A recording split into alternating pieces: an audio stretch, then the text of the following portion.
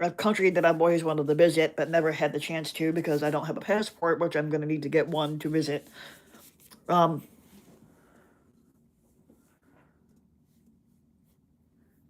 so um, so anyway, England is a country that is part of the United Kingdom, and it is located on the island of Great Britain, and it covers about 62%, and more than 100 smaller adjacent islands. England shares a land border with Scotland to the north, and another land border with Wales to the west, and is otherwise surrounded by the North Sea to the east, and the English Channel to the south, the Celtic Sea to the southwest, and the Irish Sea to the west.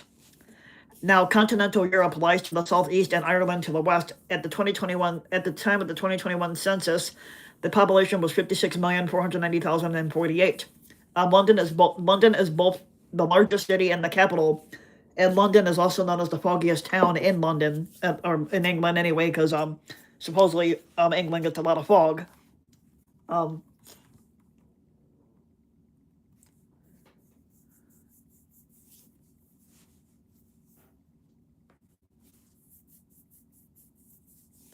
Now, the area now called England was first inhabited by modern humans during the Upper Paleolithic period, but it takes its name from the English, a Germanic tribe, who settled there during the 5th and 6th centuries. England became a unified state in the 10th century, and it's had extensive culture and legal impact on the wider world since the Age of Discovery, which began during the 15th century. The Kingdom of England, which included Wales after 1535, ceased to be a separate sovereign state on May 1st of 1707, when the Acts of Union brought into effect a political union with the Kingdom of Scotland that created the Kingdom of Great Britain.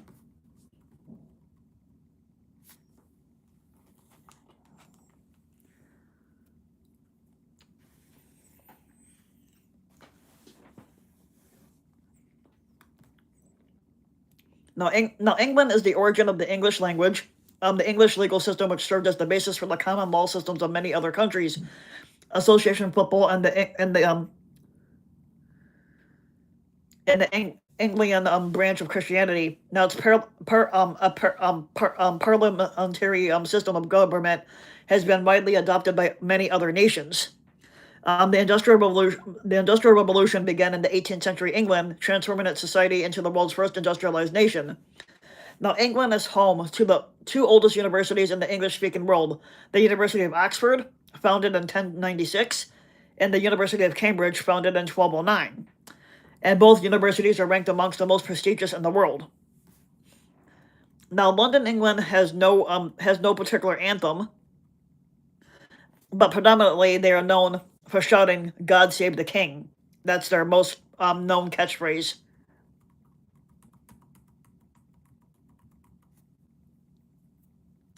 Now, England's terrain chiefly consists of low hills and plains, especially in the center and the south.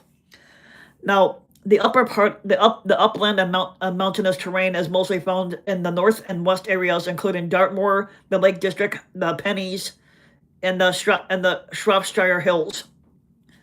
Now, the London metropolitan area has a population of over 15 million as of 2025, and representing the United Kingdom's largest metropolitan area.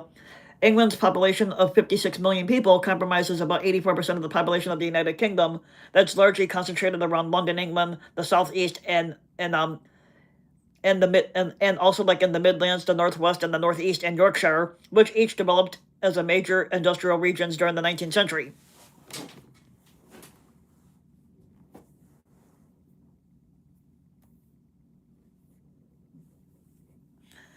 Now, the name England is derived from the Old English name England, which means the land of the English. The English were one of the Germanic tribes that settled in Great Britain during the early Middle Ages, and they came from the England region of what is now called the German state of Holstein. The earliest recorded use of the term is England, and it's the late 9th century translation into Old English of Bede's ecclesiastical history of the English people.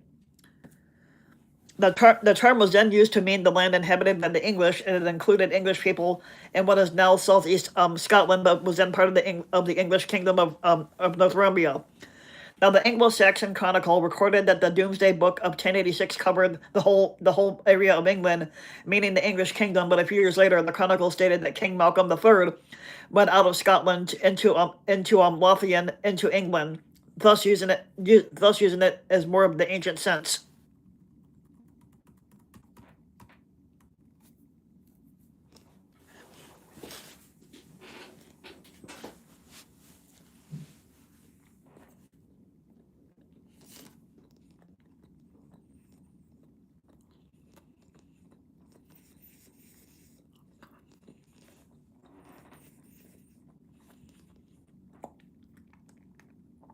Okay, so the earliest attested reference to the English occurs in the first century work by Tacitus Germania, in which the London and Latin word Angli is used.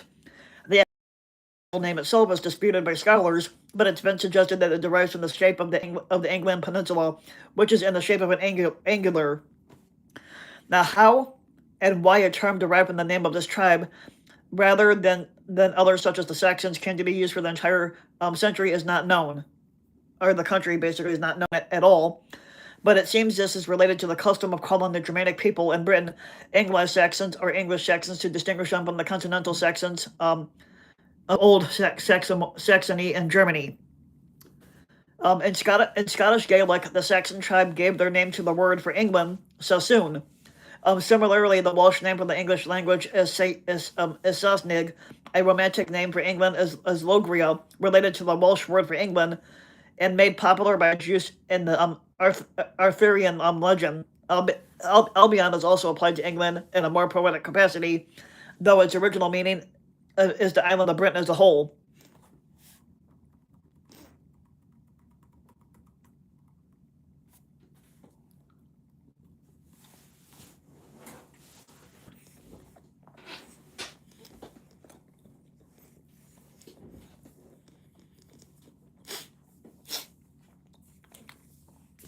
Now, the earliest known evidence of human presence in the area, now known as England, was that of something called the Homo antecessor, which dates to about 780,000 years ago. The oldest proto-human bones discovered in England date back to 500,000 years ago. Modern humans are known to have inhabited the area during the upper Paleolithic period, though permanent settlements were only established within the last 6,000 years.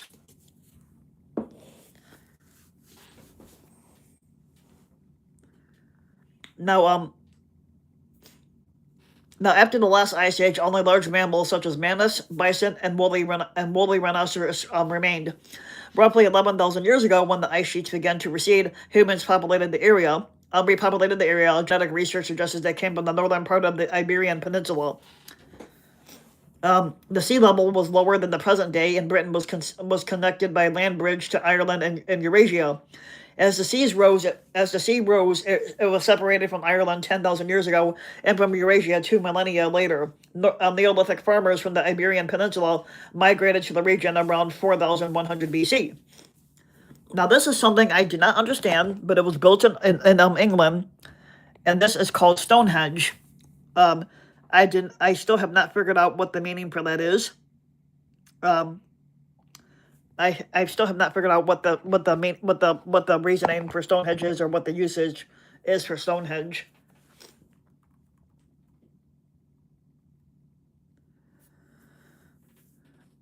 That's good. Now, the Beaker culture arrived around 2,500 BC, introducing drinking and food vessels constructed from clay, as well as vessels used as reduction pots to smelt copper ores. It was during this time that major Neolithic monuments such as Stonehenge and Avebury were constructed. I'm not sure what Avebury is, but I would have to look that up. But like I said, I don't understand the meaning for Stonehenge and why that was ever built.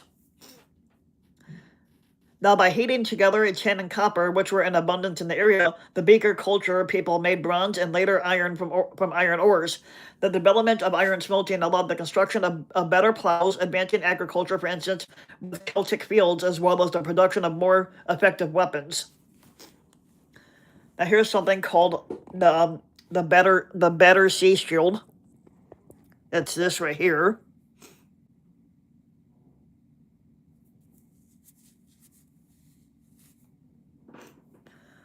This is the Battersea Shield, and it's one of the most significant pieces of ancient Celtic art that's found in Britain.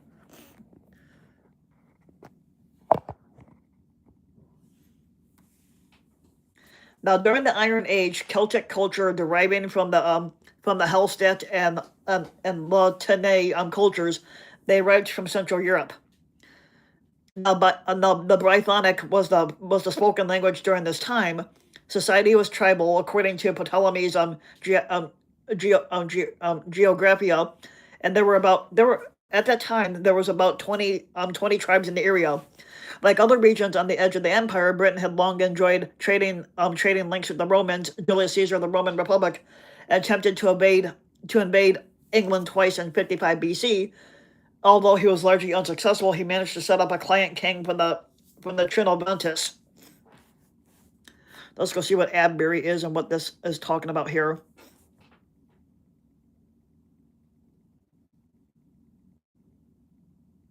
Okay, so it's kind of like Stonehenge. Okay, look at this.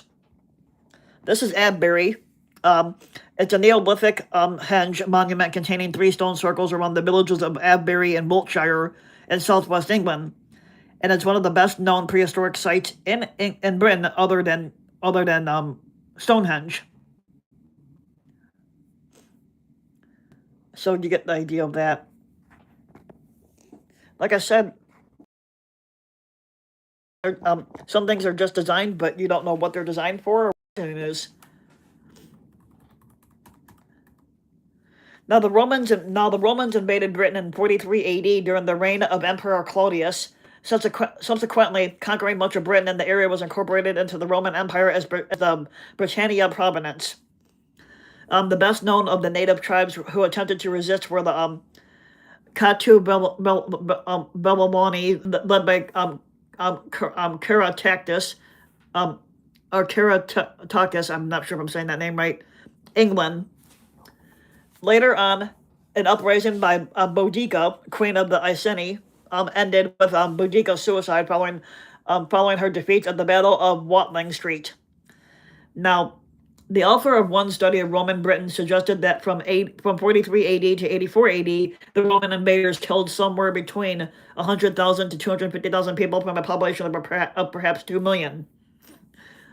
This era saw a Greco-Roman culture prevail with the introduction of the Roman law, the Roman architecture, the aqueducts, the sewers, many agricultural items, and silk.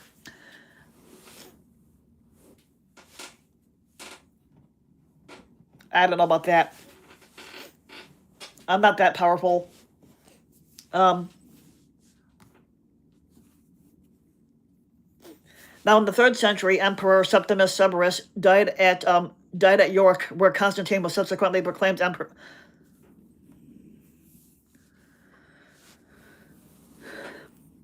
And it was subsequently proclaimed. Proclaimed emperor a century later. Now, this debate, but there's a debate about when Christianity was first introduced into England. It was supposedly, it's rumored to be no later than the 4th century, probably much earlier than that. According to Bede, a missionary was sent.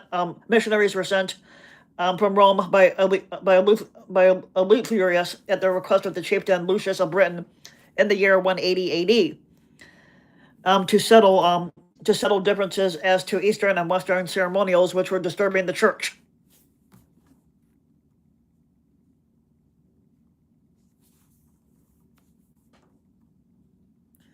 Now, there are traditions linked to Glastonbury claiming an introduction through Joseph of Arimathea, while others claim through Lucius of Britain. By By the year 410, during the decline of the Roman Empire, Britain was left exposed by the end of the Roman rule in Britain and the withdrawal of Roman army units to defend the frontiers in continental Europe and partake in civil wars.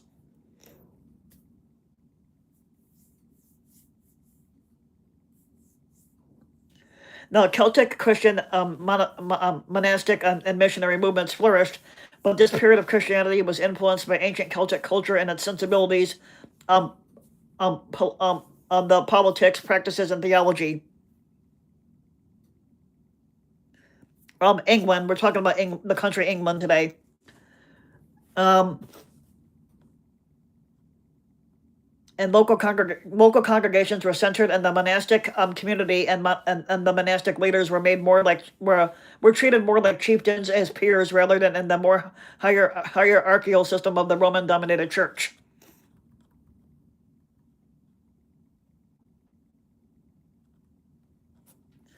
I would love to have one of these. This is a helmet.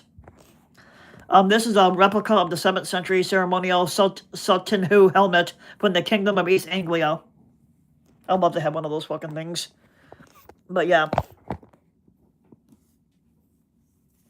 Now, Roman military withdrawals left Britain open to invasion by pagan seafaring warriors from northwestern continental Europe. Basically, the Saxons, the Anglos, and the English, and the Jutes and Frisians, who had long raided the coast of the Roman province. These groups then began to settle in increasing numbers over the course of the 5th and 6th century, initially in the eastern part of the country. Their advance was contained for some decades after the Britons' victory at the Battle of Mount Badun, but subsequently they resumed. Yeah, it does. I would love to have it. But subsequently, it resumed overrunning the fertile lowland of Britain and reducing the area under Britannic control to a series of separate enclaves in the more rugged country to the west by the end of the 6th century. Now, contemporary texts describing this period are extremely scarce, giving rise to its description as a dark age. Now, details of the Anglo-Saxon helmet settlement of Britain are consequently subject to considerable disagreement, but the emerging consensus is that it occurred on a large scale in the south and east, but was less substantial to the north and west, where the Celtic languages continued to be spoken even in areas under Anglo-Saxon control. The Roman-dominated Christianity had, in general, been replaced in the conquered territories by Anglo-Saxon paganism, but was reintroduced by missionaries from Rome led by Augustine in the year 597. Now, disputes between the Roman and Celtic-dominated forms of Christianity ended in victory for the Roman tradition at the Council of Whitby in the year 664, which was ostensibly by tonsures, which was at clerical haircuts and the date of Easter, but more significantly about the differences in Roman and Celtic forms of authority, theology, and practice.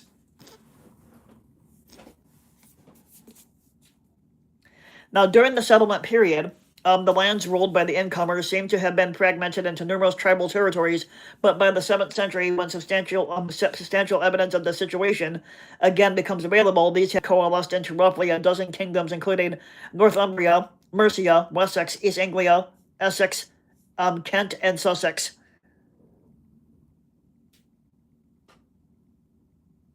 Yeah, they tried to.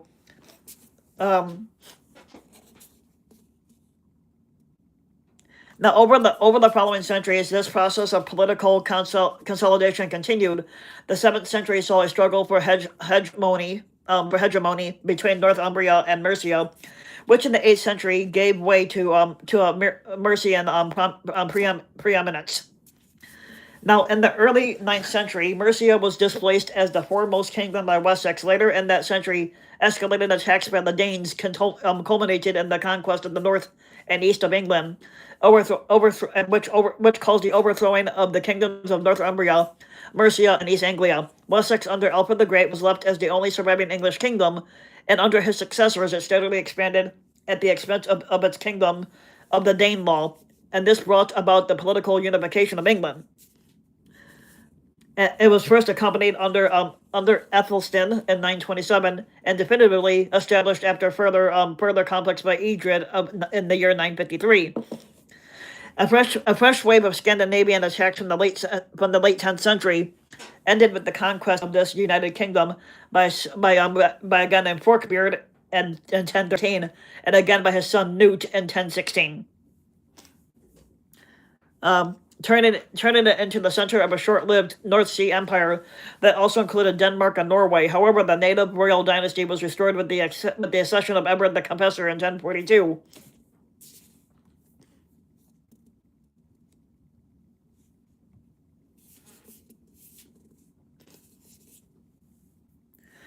Now, a dispute over the succession to Edward had led to an unsuccessful Norwegian invasion in September of 1066, close to York in the north, and the successful Norman conquest in October of 10. This is coffee.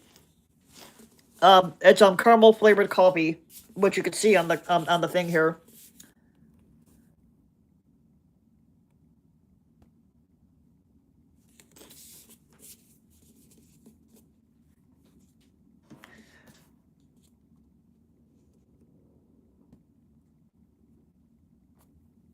I'm gonna keep doing my video, but obviously people will hopefully more people will tune in. But it doesn't really. Okay, hold on a second here.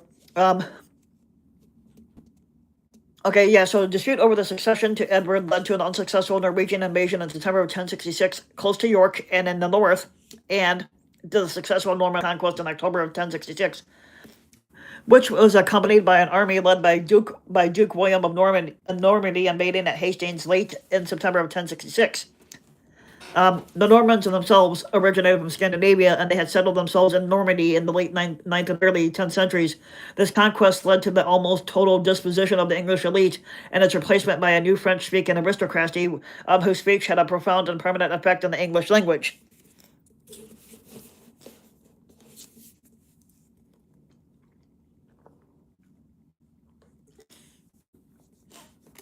Let's just set this down for a minute.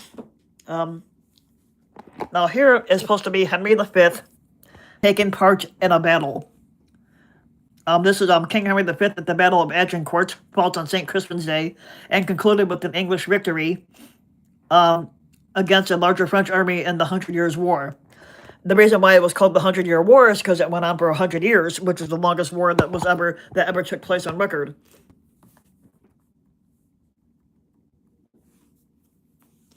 Now, subsequently, the House of Plantagenet from Anjou inherited the English throne under Henry II, adding England to the budding Angevin empire of fiefs the family had inherited in France, including Aquitaine. They reigned for over 3 centuries, and some noted monarchs being Richard I, Edward III, and Henry V. Now the period saw changes in trade and legislation, including the signing of Magna Carta, an English legal charter used to limit the sovereign's powers by law and protect the privileges of freemen. Catholic monasticism flourished, providing philosophers in the universities of Oxford and Cambridge were founded with royal patronage. The Principality of Wales became a Plantagenet fief during the 13th century.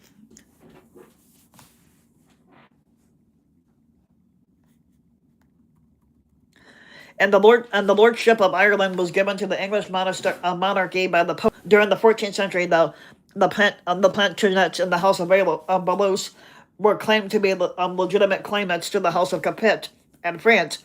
Now, the two powers clashed in the 100 Years' War. The Black Death epidemic hit England starting in 1348 and eventually killed up to half of England's inhabitants.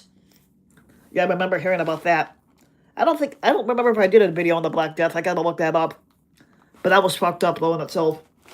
Hold on here. I'm gonna get this.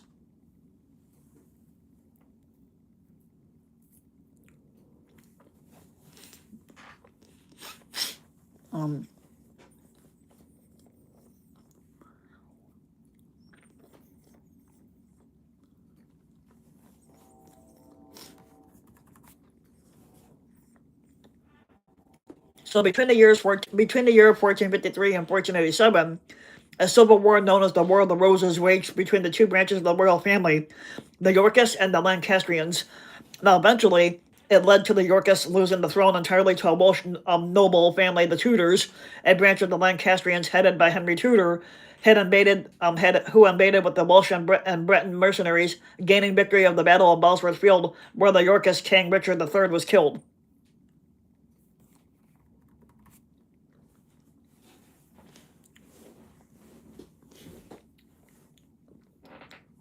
Now, during the Tudor period, England began to develop naval skills and the exploration intensified in the Age of Discovery.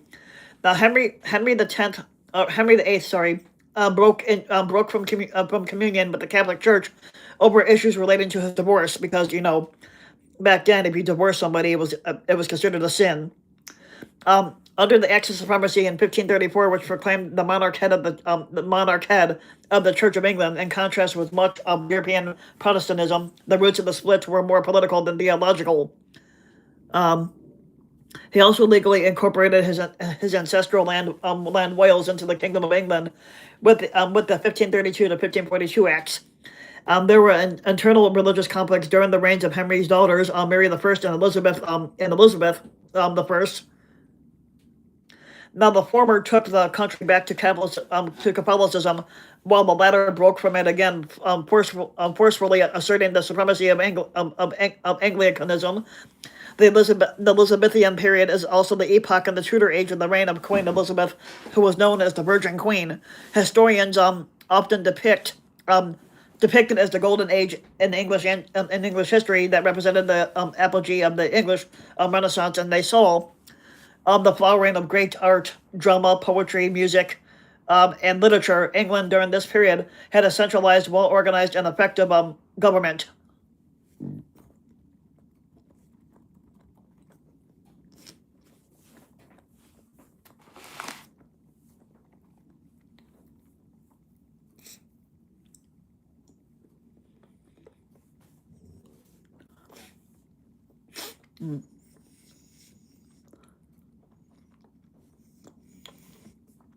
Now, competing with Spain, the first English colony in America was founded in 1585 by explorer Walter Raleigh in Virginia and named Roanoke.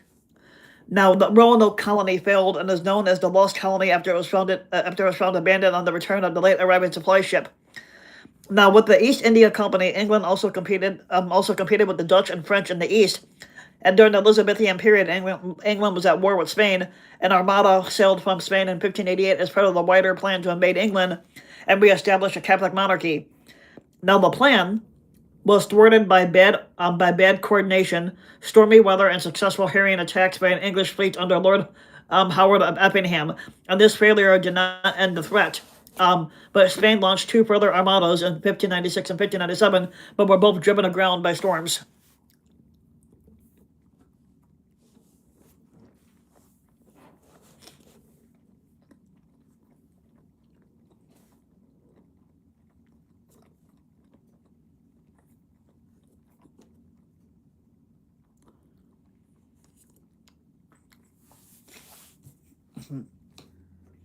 So the political structure of the island changed in 1603.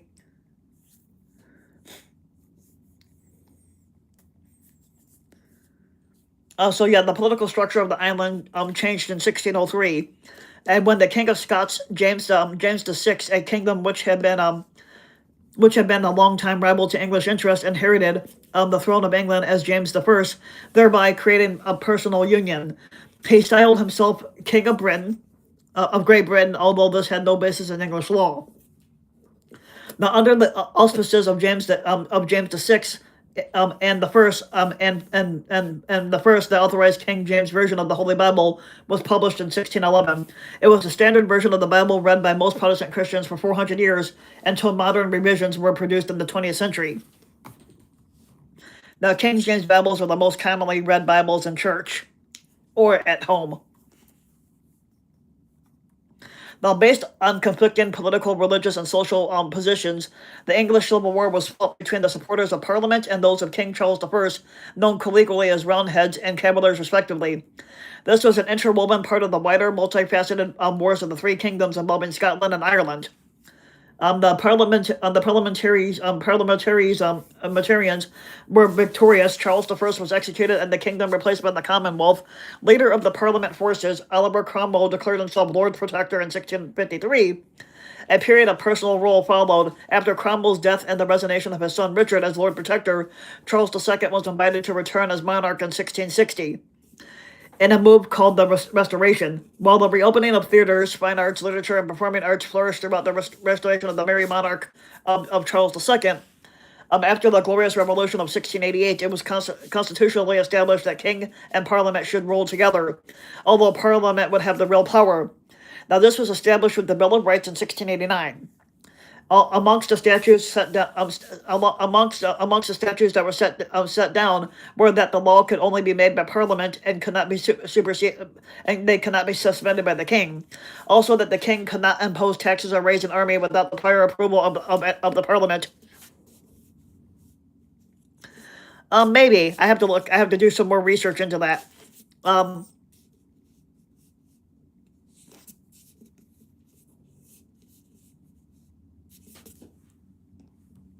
Now, amongst the statutes were set down, like I said, is that the king could not impose any law or make any taxes unless it was approved by the Parliament. Also, since that time, no British monarch has entered the House of Commons when it is sitting, which is annually commemorated at the state opening of Parliament by the British monarch when the doors of the House of Commons are slammed in the face of the monarch's messenger, symbolizing the rights of Parliament and its independence from the monarch. With the founding of the Royal Society in 1660, science was greatly encouraged.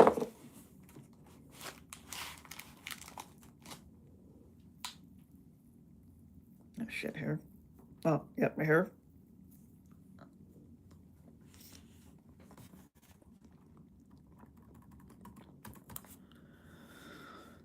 Okay.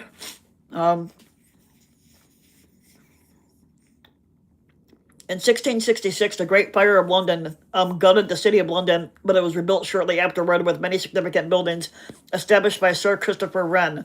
By the mid to late 17th century, two political factions had emerged: the Tories and the Whigs. Although the Tories initially supported the Catholic King James II, some of them, along with the Whigs during the Revolution of 1688, invited the Dutch Prince William of Orange to defeat James and become the king. Some English peoples, especially in the north, were Jacobites and continued to support James and his sons. Under the Stuart dynasty, England expanded in trade, finance, and prosperity. The Royal Navy developed Europe's largest merchant fleet. After the Parliaments of England and Scotland agreed, the two countries joined in political union to create the Kingdom of Great Britain in 1707. To accommodate the union, institutions such as the law and national churches of each remained separate.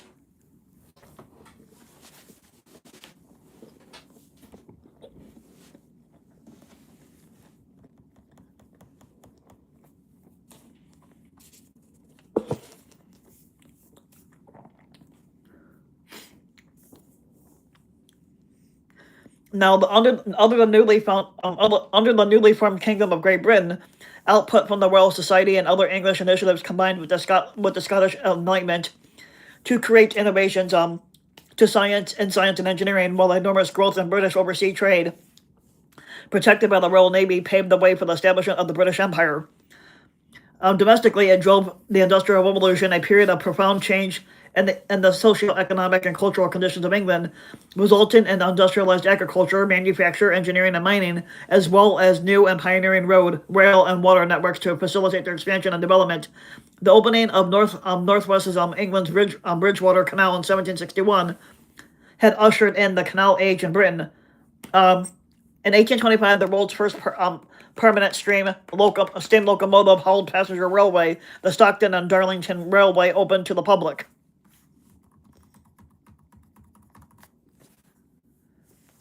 Now, during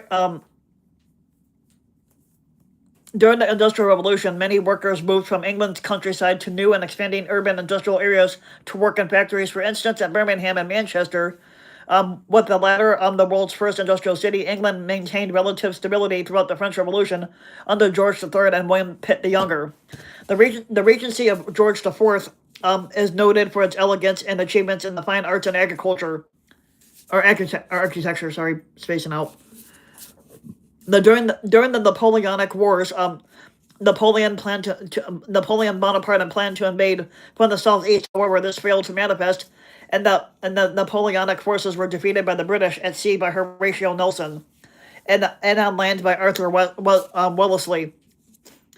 Now, the major victory at the Battle of Trafalgar confirmed the naval supremacy Britain had established during the course of the 18th century, but the Napoleonic Wars fostered a concept of Britishness and a united national British people shared with the English, Scots, and the Welsh.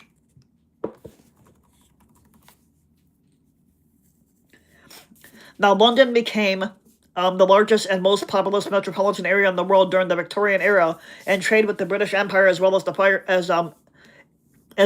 standing of the British military and navy was prestigious.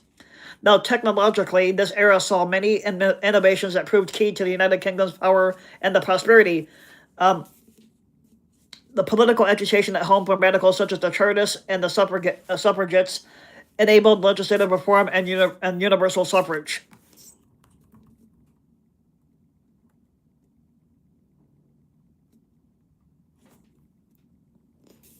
Now, in the East Central Europe. Power shifts in East Central Europe led to World War One. Hundreds of thousands of English soldiers died fighting for the United Kingdom as part of the Allies, and 2 decades later, in World War II, the United Kingdom was again one of the Allies. Development of warfare technology saw many cities damaged by air raids during the Blitz. Following the war, the British Empire experienced rapid decolonization, and it was and there was a speeding up of technological innovations. Automobiles became the primary means of transport, and Frank Whittle's development of the jet engine led to a wider air travel. The residential patterns were altered in England by private motoring and by the creation of the National Health Service in 1948, providing publicly funded health care to all permanent residents free at the point of need. Combined, these prompted the reform of local government in England in the mid 20th century.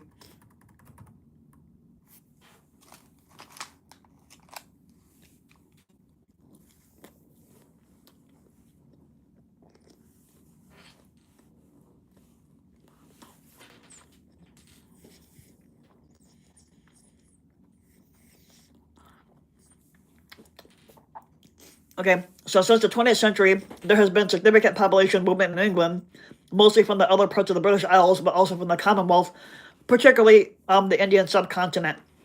Since the 1970s, there has been a large move away from the manufacturing and an increasing emphasis on the service industry. As part of the United Kingdom, the area joined a common market initiative called the European Economic Community, which became the European Union. Since the late 20th century, the administration of the United Kingdom has moved towards the devolved governance in Scotland, Wales, and Northern Ireland. England and Wales continue to exist as a jurisdiction within the United Kingdom, but the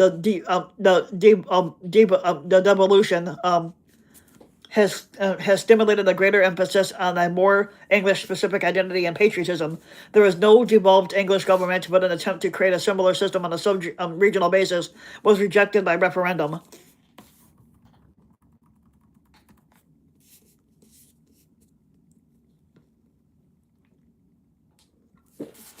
Now, England is part of the United Kingdom, a constitutional monarchy with a parliamentary system. There has not been a government of England since 1707, when the Acts of Union of 1707 put into effect the terms of the Treaty of Union, joined England and Scotland to form the Kingdom of Great Britain, and before the Union, England was ruled by its monarch and the Parliament of England.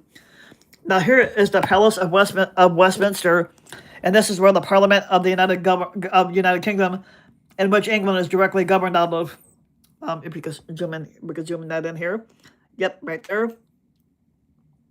That is nice looking. That's a nice looking castle thing there. I love my castles. Now,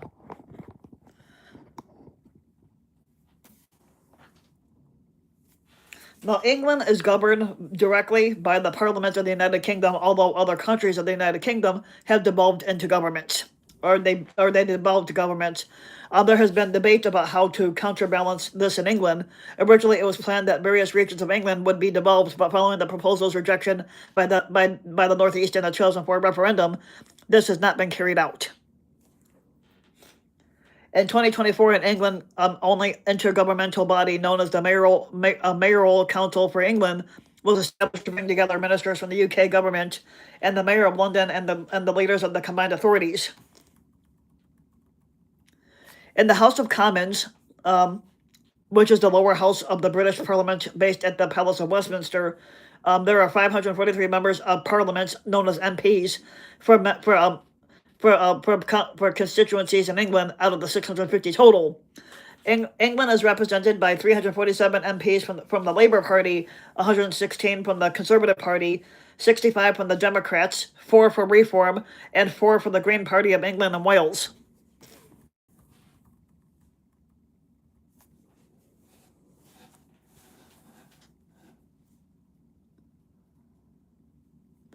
The English law legal system developed over the centuries, and it's the basis of common law. Legal systems used in the most Commonwealth countries in the United States, except Louisiana. Now, despite now being part of the United Kingdom, the legal system of the courts of England and Wales continued under the Treaty of Union as a separate legal system from the one used in Scotland. The general essence of English law is that it is made by judges sitting in courts applying their common sense and knowledge of legal precedent, steer decisis into the facts before them.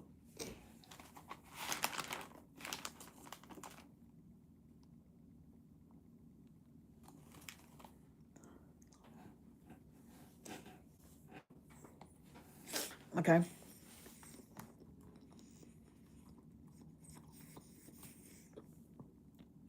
Now, the court system is headed by the senior courts of England and Wales, consisting of the Court of Appeal, the High Court of Justice for civil cases, and the Crown Court for criminal cases.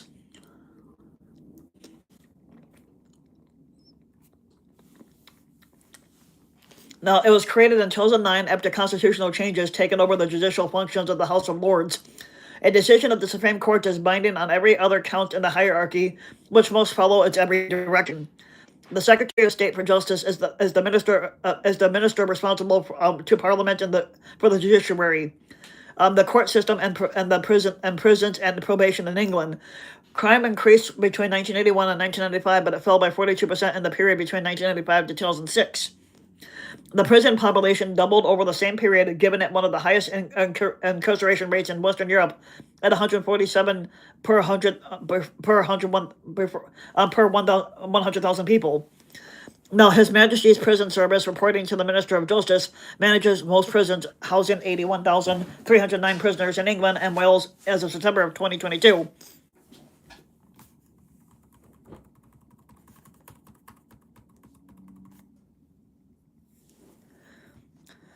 The subdivisions of England consist of up to 4 levels of subnational division, controlled through a variety of types of administrative entities created for the purposes of local government. Outside of the London region, England's highest tier is the 48 ceremonial counties. Now, these are used primarily as a geographical frame of reference. Of these, 28 developed gradually since the Middle Ages, and these were reformed to 51 in the year 1974 and to their current number in 1996. Now, each has a Lord Lieutenant and High Sheriff, and these posts are used to represent the British monarch locally. Now, some countries, such as Herefordshire, are only divided further into civil parishes. The Royal County of Berkshire and the metropolitan countries have different types of status to other ceremonial countries. Now, the second tier is made up of combined authorities and the 27 county tier shire counties. In 1974, all ceremonial counties were 2-tier, and with the metropolitan county tier phased out, the 1996 reform separated the ceremonial county and the administrative county tier. Now, England is also divided into local. Government districts. The district can align to a ceremonial county or be a district tier within a shire county, and they could also be a royal or metropolitan borough, or have borough or city status, or be a unitary authority.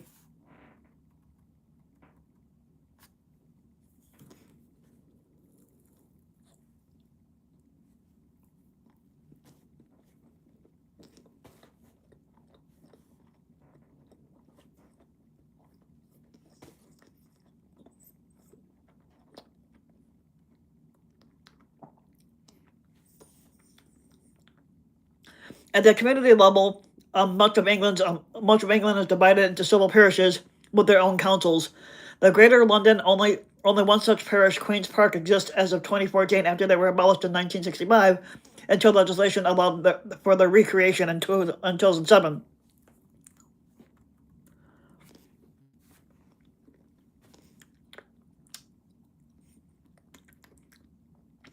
Now, from 1994 until the early 2010s, England was divided by for a few purposes into regions.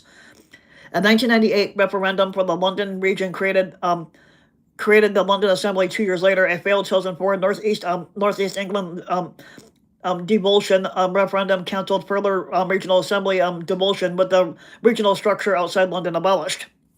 Now, administratively, London is divided between 33 local government districts, the 32 London boroughs, and the City of London itself.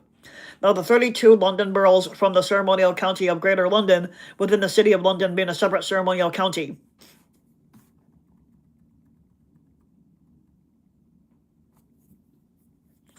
Now, geographically, England includes the central and southern two-thirds of the island of Great Britain, plus such offshore islands as the Isle of Wight and the Isle of Sicily. It is bordered by two other countries of the United Kingdom, to the north by Scotland and to the west by Wales.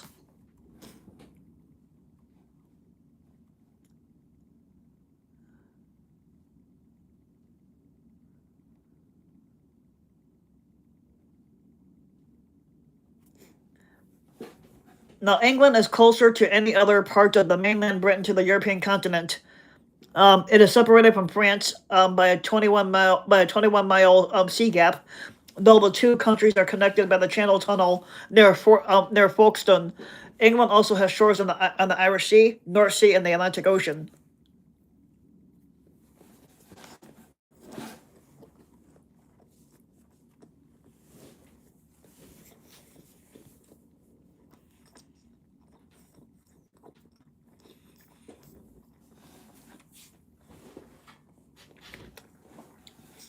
Now, up here, we got the Melbourne Hills, located in the English counties of Worcestershire and Herefordshire. These hill I will show you the picture of this too. The hills have been designed by the Countryside Agency as an area of outstanding natural beauty, and that's this right here. And you can see actually how beautiful that is, and I can understand why it's featured in the outstanding area of beauty. Um,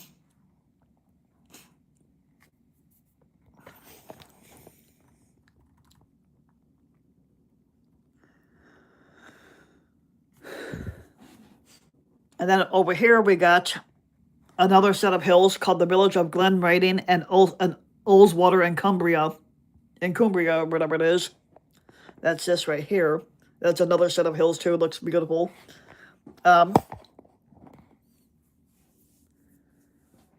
Now, the ports of London, here, the ports of London, Liverpool, and Newcastle lie on the tidal rivers Thames, Mersey, and Tyne, respectively, at 220 miles or 350 kilometers. The Severn is the longest river flowing through England. It empties it empties into the Bristol Channel and is notable for its Severn bore, a tidal bore, which can reach up to 2 meters in height. However, the longest river entirely in England is the Thames, which is 215 miles in length.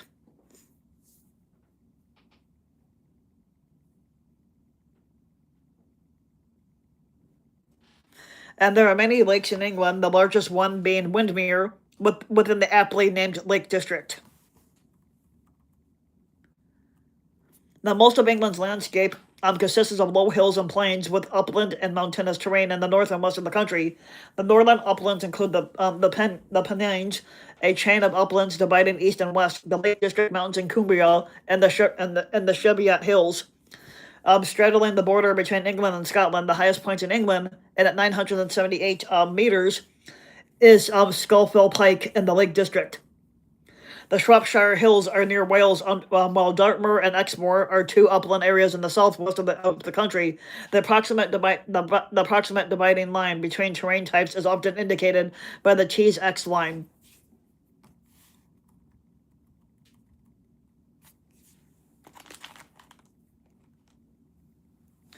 Now, the Pennines, known as the backbone of England, are the oldest range of mountains in the country, originating from the land of the Paleozoic era around 300 million years ago.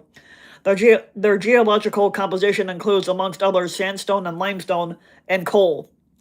There are karst landscapes and calcite areas such as the parts of Yorkshire and Derbyshire. The Pennine landscape is a high moorland in upland areas, and that's indented. Um, that's indented by fertile valleys of the region's rivers. They contain two national parks, the Yorkshire Dales and the Peak District. In the West Country, Dartmoor and Exmoor of the Southwest Peninsula include upland moorland, the upper part of moorland supported by granite.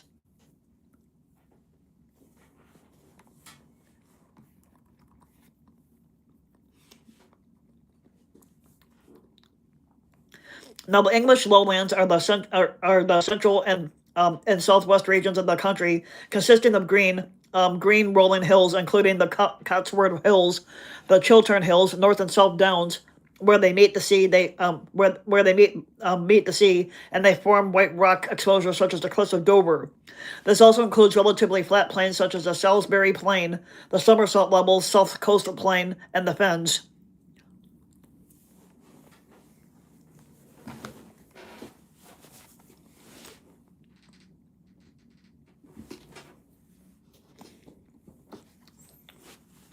Now, England has a temperature maritime climate. It is mild, with temperatures not much lower than 32 degrees Fahrenheit in winter, and not much more than 92 degrees Fahrenheit in the summer. The weather is damp relatively frequently and is changeable. The coldest months are January and February, and the latter particularly on the English coast, while July is normally the warmest month. Now, months with mild to warm weather are May, June, September, and October, and rainfall is spread fairly evenly throughout the whole year.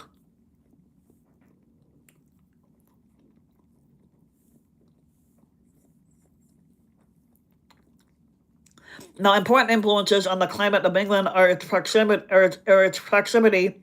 to the Atlantic Ocean, its northern latitude, and the warming of the sea by the Gulf Stream. Rainfall is higher in the west, and parts of the Lake District receive more rain than anywhere else in the world. Our country, anyway, too.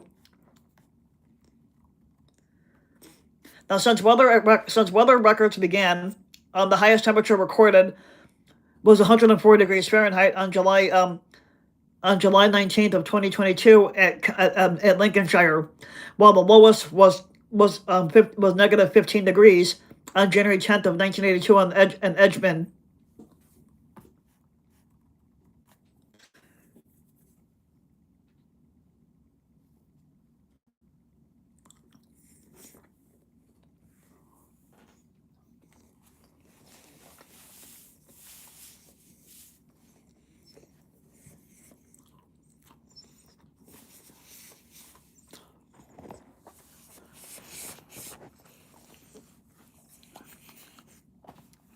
Now, the fauna of England is similar to that of other areas in the British Isles, with a wide range of vertebrate and invertebrate life and a diverse range of habitats.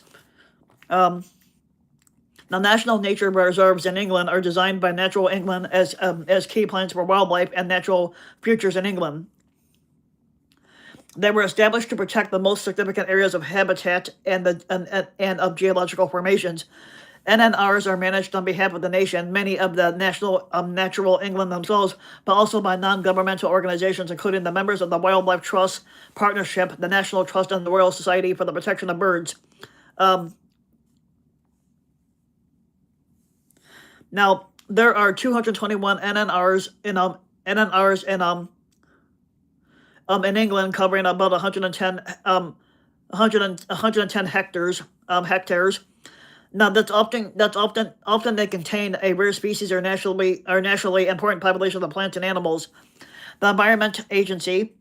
The Environmental Agency is the non-department public body established in 1995 and sponsored by the Department for Environment, Food, and Rural Affairs, with responsibilities relating to the protection and enhancement of the environment in England.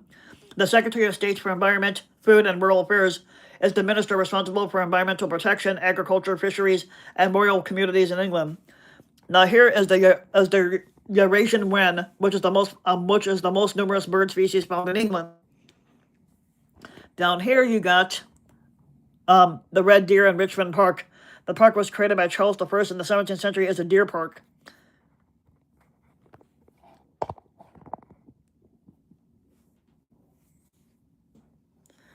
Now, England has a temperate oceanic climate in most areas, lacking extreme cold or heat, but it does have a few small areas of subarctic and warmer areas in the southwest. Towards the north of England, the climate becomes colder, and most of England's mountains and high hills are located here, and they have a major impact on the climate, and thus the local fauna of the area.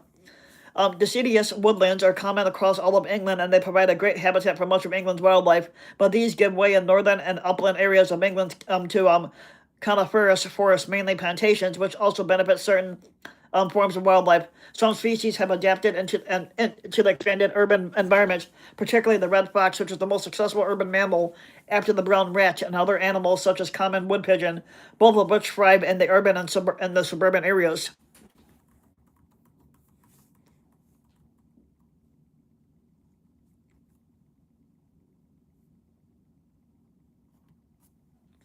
Now, the Greater London built-up area is by far the largest urban area in England, and it's one of the busiest cities in the world. It is considered a global society and it has a population larger than any other country in the United Kingdom besides England itself. Now, other urban areas of considerable size and influence tend to be in northern England or the English Midlands, and there are 50 settlements which have been designated city status in England, while the wider United Kingdom has 66. Now, with many cities in England, they are quite large, such as Birmingham, Sheffield, Manchester, Liverpool, Leeds, Newcastle, Bradford, Nottingham. Population size is not a prerequisite for city status. Traditionally, the status was given to towns with diocesan cathedrals. So there are smaller cities like Wells, Ely, Ripon, Truro, and Chichester.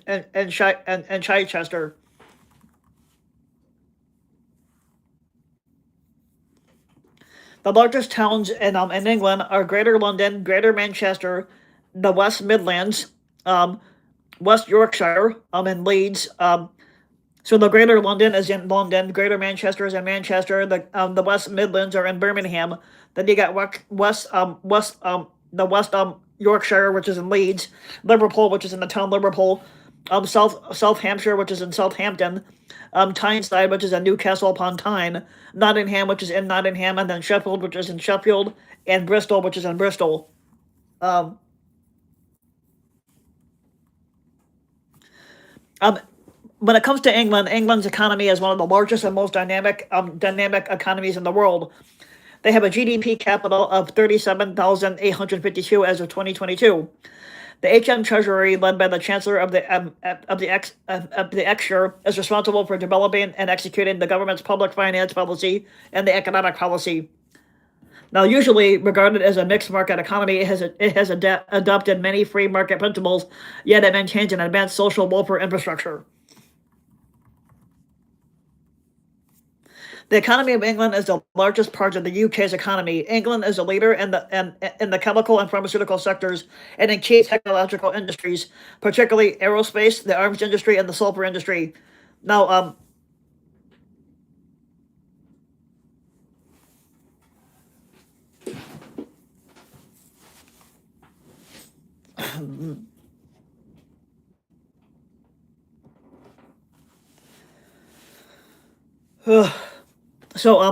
and it's also home, and London is also home to the London Stock Exchange, the United Kingdom's main stock exchange and the largest in Europe.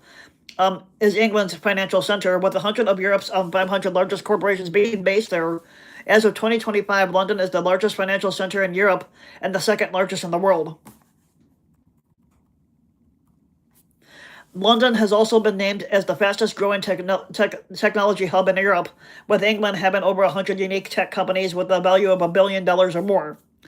The Bank of England, founded in 1694 as a private bank, as a private banker to the government of England and a state-owned institution since 1946, is the United Kingdom's central bank and one of the oldest banks ever found. Uh, Now, the bank has a monopoly on the issue of banknotes in England and Wales, although not in other parts of the UK. The government has devolved responsibility to the bank's monetary policy committee for managing the monetary policy of the country and setting interest rates.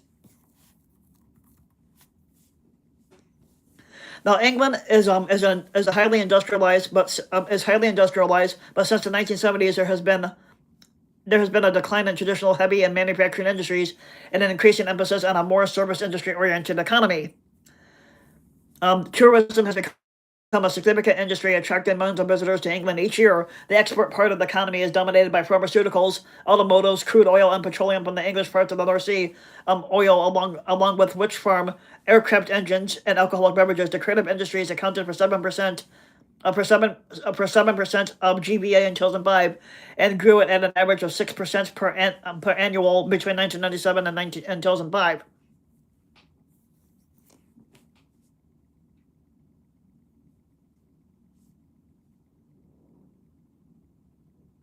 The agriculture is intensive, highly mechanized, and efficient by European standards, producing 60% of food needs with only 2% of the labor force. Now, excuse me, 2/3 of the production is devoted to livestock. The remainder to arable crops. The main crops that are grown are wheat, barley, oats, potatoes, and sugar beets. England retains a significant fishing industry. Its fleets bring home a variety of fish, ranging from sole to herring. England is also rich in natural resources, including coal, petroleum, natural gas, tin, limestone, iron ore, salt, clay, chalk, gypsum, lead, and Sicilia. Also, the Aston Martin car is manufactured in England. And here's the Aston Martin car. God, those are such nice cars. So that silver car right there is an Aston Martin, and the Aston Martin Aston Martin manufactures luxury vehicles in England.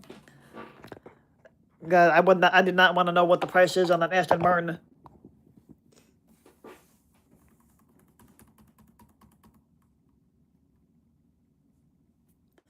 Now, prominent English figures from the field of science and mathematics include Sir Isaac Newton, Charles Darwin, Robert Hooke, Alan Turing, Stephen Hawking, Edward Jenner, Francis Crick, Joseph Lister, Joseph Priestley, Thomas Young, Christopher Wren, and Richard Dawkins. Now, England was a leading center of the scientific revolution from the 17th century as the birthplace of the Industrial Revolution. England was home to many significant inventors during the late 18th and 19th centuries. The famous English engineers include Isambard Kingdom Brunel, best known for the creation of the Great Western Railway, a series of famous steamships, and numerous important bridges, revolutionizing the public transport and modern-day engineering. And Thomas Newcomen's steam engine helped spawn the Industrial Revolution. Now, the father of railways, George Stephenson, built the first public intercity railway line in the world, the Liverpool and Manchester Railway, which opened in 1830. With his role in the marketing and manufacturing of the steam engine and invention of the modern coinage, Matthew Boulton, business partner of James Watt, is regarded as one of the most influential entrepreneurs in history. Now, the position Edward Jenner's smallpox vaccine is said to have saved more lives than were lost in all the wars of mankind since the beginning of recorded history.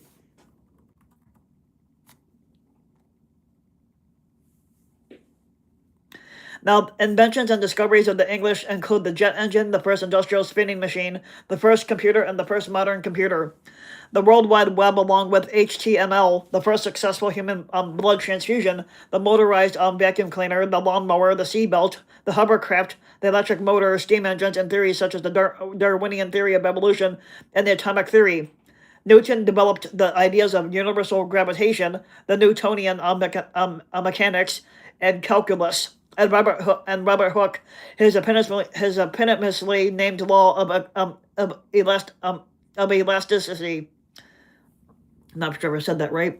Now, other inventions include the iron plate railway, the thermosiphon, the tarmac, the rubber band, the mousetrap, cat's eye road marker, the joint development of the light bulb and the steam locomotives, the modern seed drill, and many modern techniques and technologies used in the precision engineering.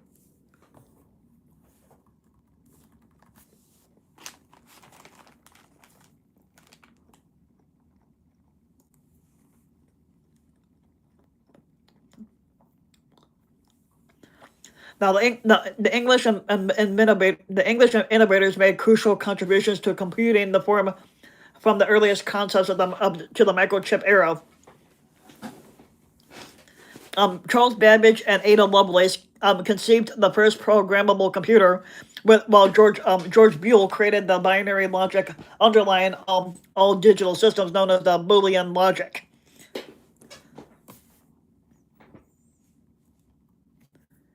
Now, Alan Turing defined the foundations of computing and pioneered the artificial intelligence. Now, while Tommy Flowers had built Colossus, proving electronic computing feasible, Sir Frederick Williams, Tom Kilburn, and Geoff Toothill developed the Manchester Baby, while Sir Maurice Wilkes developed the EDSEC, contributing to the first store and program computers that established modern computer architecture. Now, a guy named Geoffrey Dummer conceptualized the integrated circuit. Today we're talking about England. Now, the Royal Society, formerly the Royal Society of London for Improving Natural Knowledge, is a learned society in the United Kingdom's National Academy of Sciences. Founded on November 28th of 1660, it is the oldest national scientific institution in the world. The Royal Institution of Great Britain was founded in 1799 by leading English scientists, including Henry Cavendish. Some experts claim that the earliest concept of a metric system was invented by John Wilkins in the year 1668. Now, scientific research and development remains important in the universities of England, with many establishing science parks to facilitate production and cooperation with industry. Cambridge is the most intensive research cluster for science and technology in the world. In 2022, the UK produced about 6.3% of the world's scientific research papers, and they had a 10.5% share of scientific citations. Now, the third highest in the world after the United States and China, scientific journals produced in England. The scientific journals produced in England include Nature, the British Medical Journal, and the Lancet. The Department for Science, Innovation, and Technology, Secretary of State for Science, Innovation, and Technology, and Minister of the State for Science, Research, and Innovation has responsibility for science in England.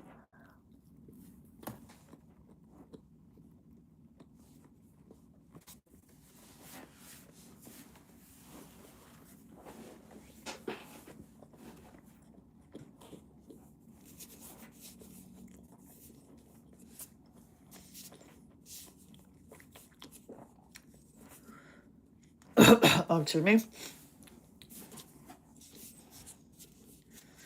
Now, the Department for Transport is the government body responsible for overseeing transport in England. The department is run by the Secretary of State for Transport. Now, England has a dense and modern transportation infrastructure, and there are many motorways in England and many other trunk roads, such as the A1 Great North Roadway, which runs through eastern England from London to Newcastle. Much of this section is motorway and onward to the Scottish border. The longest motorway in England is the M6.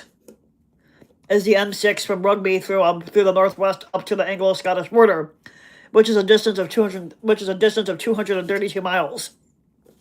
But other major routes include the M1 from London to Leeds, the M25 which encircles London, the M60 which encircles Manchester, the M4 from London to South Wales, and the M62 from Liverpool via Manchester to East Yorkshire, and the M5 from Birmingham to Bristol and the southwest.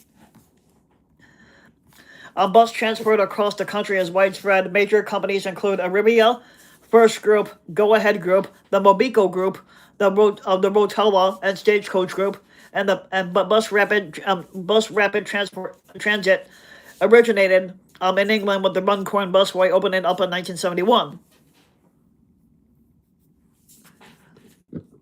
The red double-decker buses in London have become a symbol for England. National cycle route offers cycles. The National Cycle Route offers cycling routes nationally. I think those are for the people that ride bikes, which I don't. Now, the rail transport in England is also the oldest in the world. Passenger railways originated in England in 1825. Now, much of Britain's 10,000 miles of rail network lies in England, covering the country fairly extensively. And there is rail transport. There is rail transport access to France and Belgium throughout an undersea rail link and the Channel Tunnel, which was completed in 1984.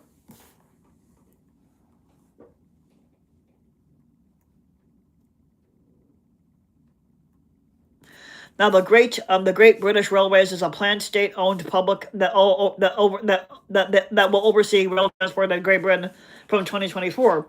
The Office of Rail and Road is responsible for the economic and safety regulation of England's railroads. Crossrail was Europe's largest construction project with a $15 billion projected cost, and it opened up in 2022.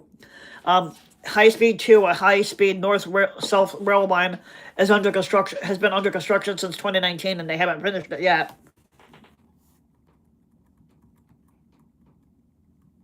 Now, London St. Pancras International is one of London's main domestic and international transport hubs, providing both commuter rail and high-speed rail services across the UK and into Paris, France, Lille, and Brussels. And here it is right here. Now, why does this look like King's Cross Station in Harry Potter? It looks similar to that.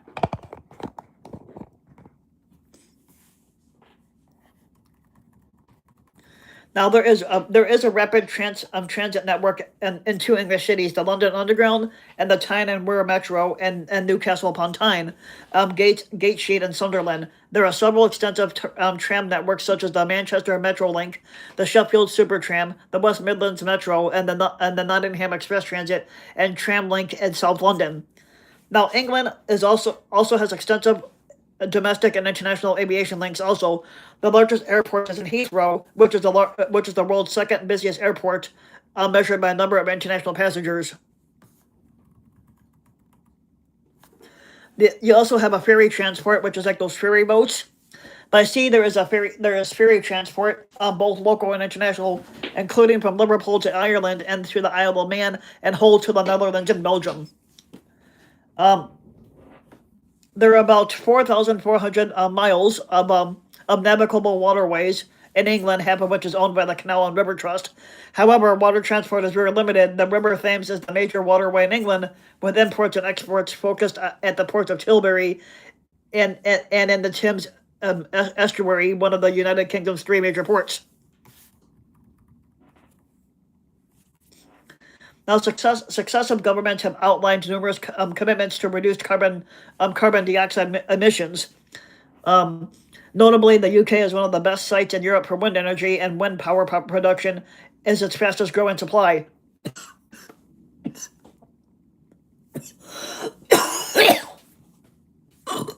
me. Okay. So wind power contributed to about 27% of UK electricity generation in 2022.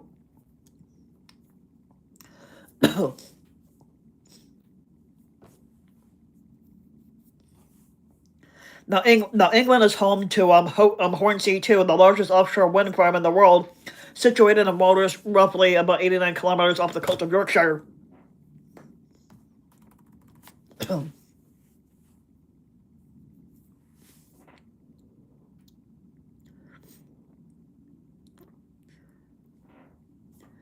Now, the Climate Change Act of 2008 was passed in Parliament with an overwhelming majority across political parties. It sets out emission reduction targets that the UK must comply with legally. It represents the first global legally binding climate change mitigation target set by a country.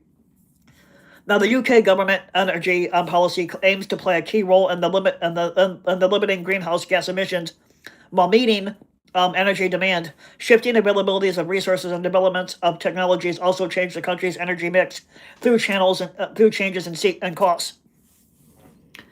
Now, the current energy policy is the responsibility of the Department for Energy Security and Net Zero and Secretary of State for Energy Security and Net Zero. The Minister of State for Business, Energy, and Clean Growth is responsible for green finance, the climate science and innovation, and low carbon generation. In 2024, the United Kingdom was ranked 5 out of 180 countries in the Environmental Performance Index, and law has been passed that UK greenhouse gas emissions will be net zero by 2050. Um,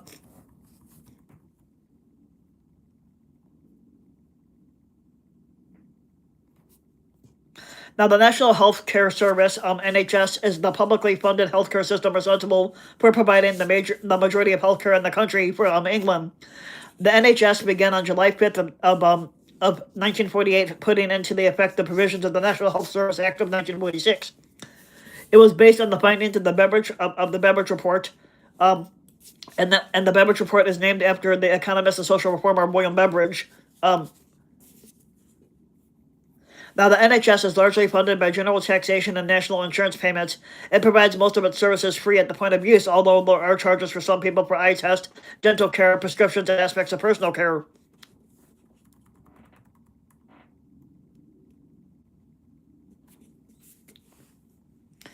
Now, the government department is responsible for the NHS.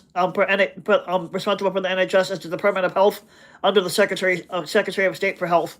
Most of the department's expenses are on the NHS. $98.6 billion is spent in 2008 to 2009. Regulatory bodies such as the General Medical Council and the Nursing and Midwifery Council are organized on a UK-wide basis, and as such, they are non-governmental. They are non-governmental bodies such as the Royal Colleges. The average life expectancy for a man in England is 77.5 years old, and for female 81.5, the highest of the 4 countries of the United Kingdom. The south of England has a higher life expectancy than the north, but regional differences seem to be slowly narrowing between 1991 and to 1993 and 2012 to 2014. Life expectancy in the northeast of England increased by 6.0 years, and in the northwest by 6 years also. With the demography, with over 56 million people inhabiting England, England is by far the most populous country of the United Kingdom, accounting for 84% of the combined total. England, taken as a unit and measured against international states, would be the 26th largest country by population in the world.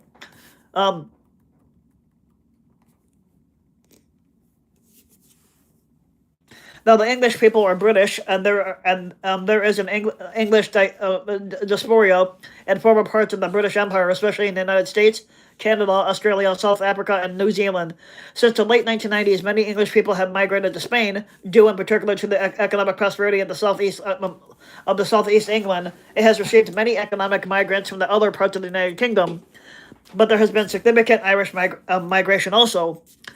The proportion of ethnically European residents totals at 82%, including white British, Germans, and the Polish, down from 94% in 1991. Other people from much further afield in the former British colonies have arrived since the 1950s. In particular, about 7% of people living in England have family origins in the Indian subcontinent, mostly India, Pakistan, and Bangladesh. About 0.7% are Chinese, 0.6% are Arabs, 4% of the population are black from Africa and the Caribbean, especially former British colonies, and 3% identified as either multiracial or mixed.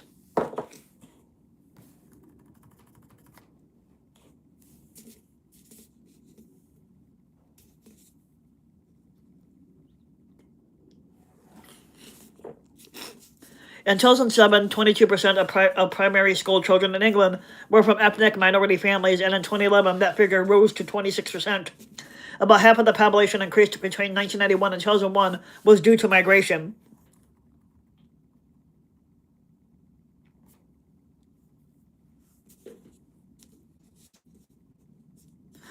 England contains one indigenous national minority, the Cornish people, which are recognized by the UK government under the Framework Convention for the Protection of National Minorities in 2014. Now, English today is widely spoken around the world. Originated in what is now England, it remains the principal tongue. According to a 2011 census, it is spoken well or very well by 98% of the population. Now, English language learning and teaching is an important economic activity. There is no legislation mandating an official language for England, but English is the only language used for official business. Despite the country's relatively small size, there are many distinct regional accents. Now, Cornish died out as a community language in the 18th century, but is being revived and is now protected under the European Charter for Regional and Minority Languages. It is spoken by only 1% of people in Cornwall and is taught to some degree in several primary and secondary schools.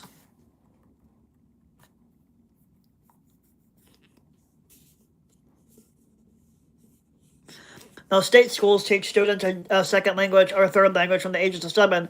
Most commonly, it would be French, Spanish, or German. It was reported in 2007 that around 800,000 school students spoke a foreign language at home, and the most common being Punjabi or Urdu. Now, however, following the 2011 census data released by the Office for National Statistics, figures now show that Polish is the main language spoken in England after English. In 2022, British Sign Language became an official language of England, where the British Sign Language Act of 2022 came into effect.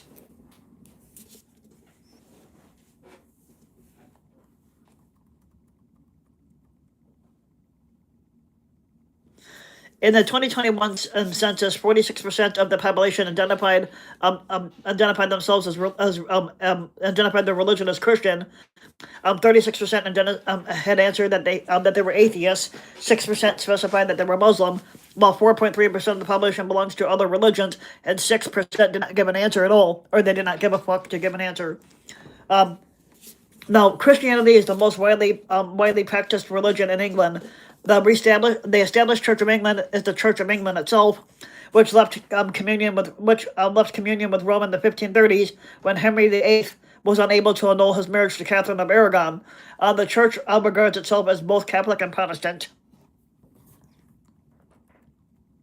There is also a high church and a low church tradition, and some Anglians regarded themselves as Anglo-Catholics following the sectarian movement.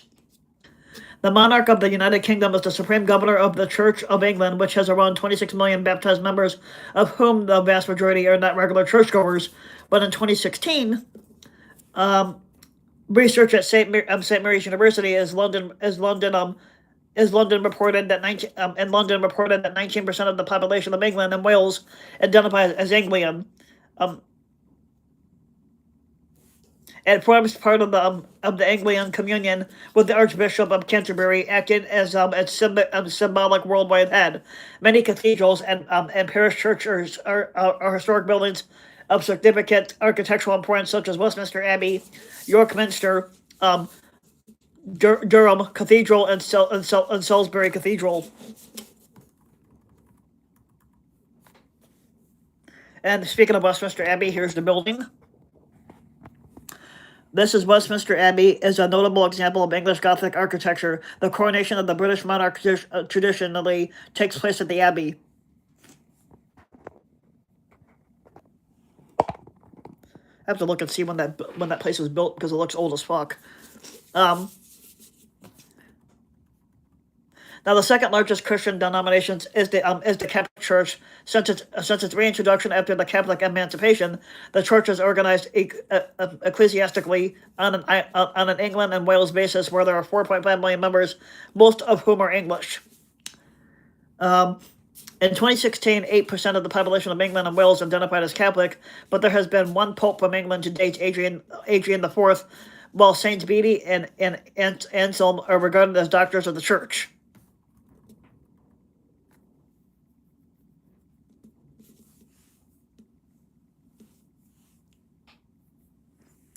Now, a form of Protestantism known as Methodism is the third largest Christian practice and grew out of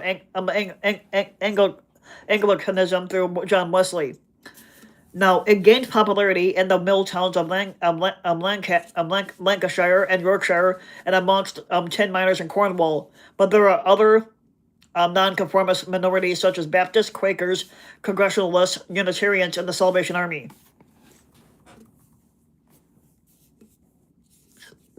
The patron saint of England is St. George. His symbolic cross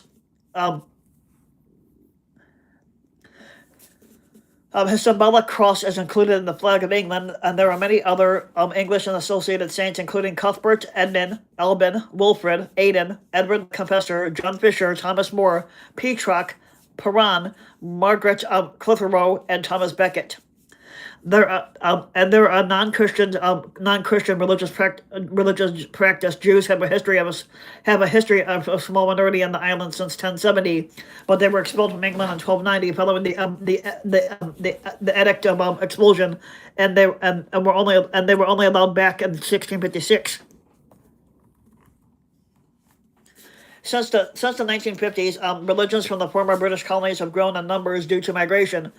Islam is the most common of these, now accounting for around 5% of the population in England. Hinduism, Sikhism, and Buddhism are next in number, adding up to about 3% combined, introduced from India and Southwest Asia.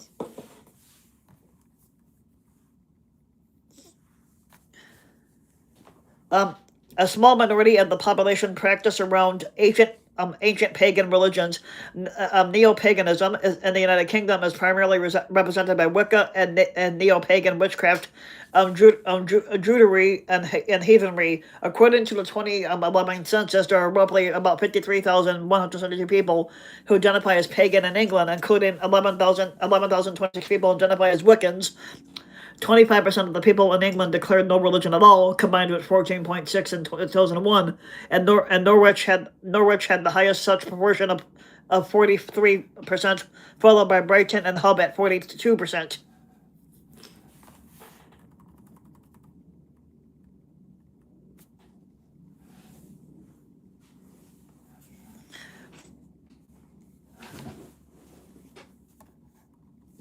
The Department of Education is the government department responsible for issues affecting people in England up until the age of 19, including education. State-funded schools are attended by about 93% of English school children. Education is the responsibility of the Secretary of State for Education.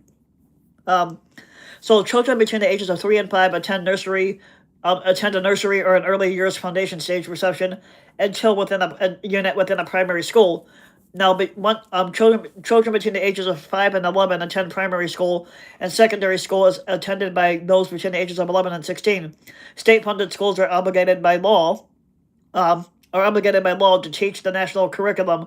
Basic areas of learning include English literature, English language, mathematics, science, art and design, citizenship, history of the state, geography of the state, religious education, design and technology, computing, ancient and modern languages, music, and physical education.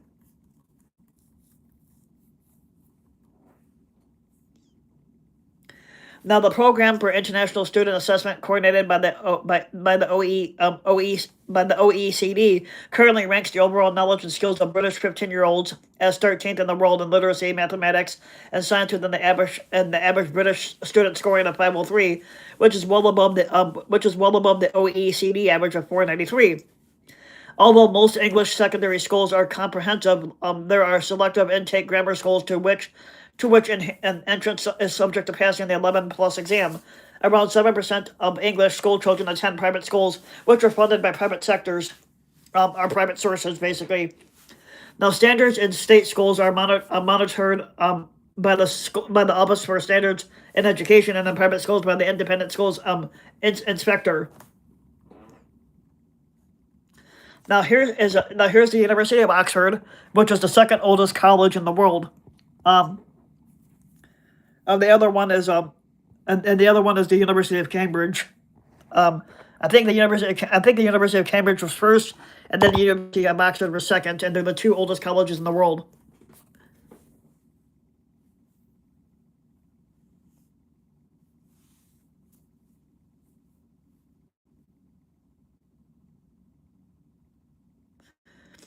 After finishing compulsory education, students take the GCSE examinations, and students may then opt out to continue into further education for an additional 2 years. But further education colleges, particularly sixth form colleges, often form part of a secondary school site. A-level examinations are set by a large number of further education students and often form the basis of an application to a university. Um, Now, further education covers a wide curriculum of study and apprenticeships, including T levels, BT, EC, NBQ, and others. Um, Tertiary colleges provide both academic and vocational courses.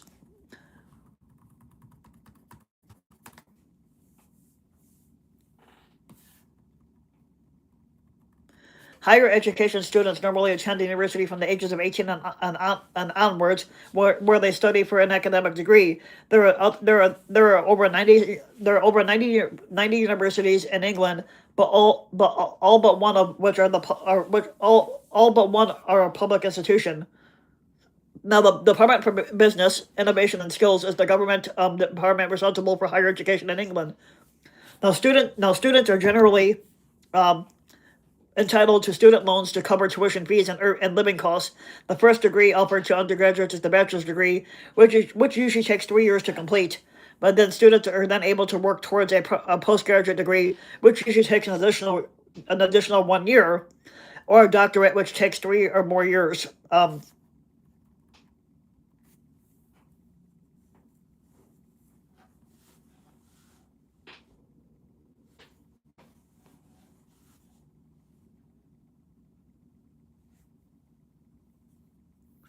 Okay, so England universities include some of the highest ranked universities in the world.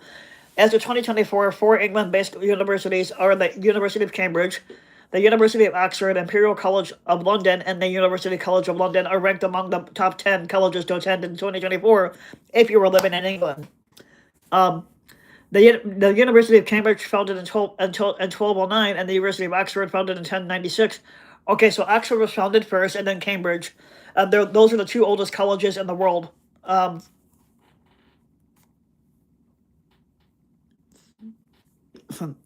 Now, the London School of Economics has been described as the world's leading social science institution for both teaching and research. Um, The London Business School is considered to be one of the world's leading business schools, and in 2010, its MBA program was ranked best in the world by the Financial Times. Academic degrees in England are usually split into classes: first class, upper second class, lower second class, third, and unclassified. The King's School, Canterbury, and King's School, Rochester, are the oldest schools in the English-speaking world, and many of England's most well-known schools, such as Winchester College, Eton, St Paul's School, Harrow School, and Rugby School, are free-paying institutions.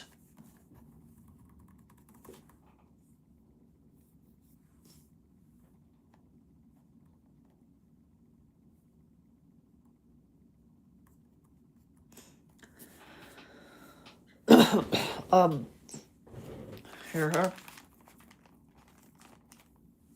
Now many ancient standing stone monuments were erected during the prehistoric period. Amongst the best known are Stonehenge, Devil's Arrows, um, Rudstone Monolith, and Castle Rig. With the introduction of ancient Roman architecture, there was a development of ballisticas, baths, amphitheaters, triumphal arches, villas, Roman temples, Roman roads, Roman forts, stockades, and aqueducts. It was the Romans who founded the first cities and towns such as London, Bath and York, Chester, and St Albans. Perhaps the best known example is Hadrian's Wall, stretching right across northern England. Another well preserved example is the Roman baths at Bath Somersault.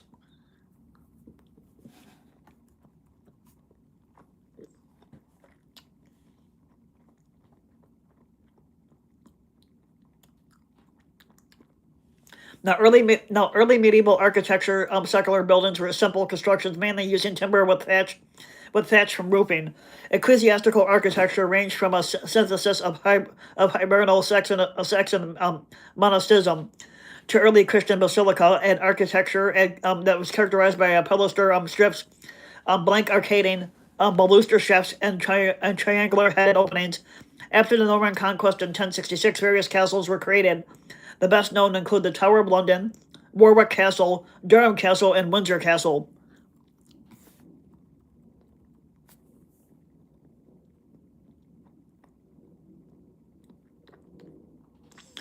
Throughout the Plantagenet era, an English Gothic architecture flourished. with prime examples including the medieval cathedrals such as Canterbury Cathedral, Westminster Abbey, and York Minster. Expanding on the Norman base, there was also castles, palaces, great houses, universities, and parish churches. Now, medieval architecture was completed with the 16th century Tudor style. The four-centered arch, now known as the Tudor Arch, was a defining feature as were wattle and daub houses domestically. In the aftermath of the Renaissance, a form of architecture echoing classical antiquity, synthesized with Christianity, appeared in the English Baroque style of architecture. Christopher Wren being particularly championed around that time.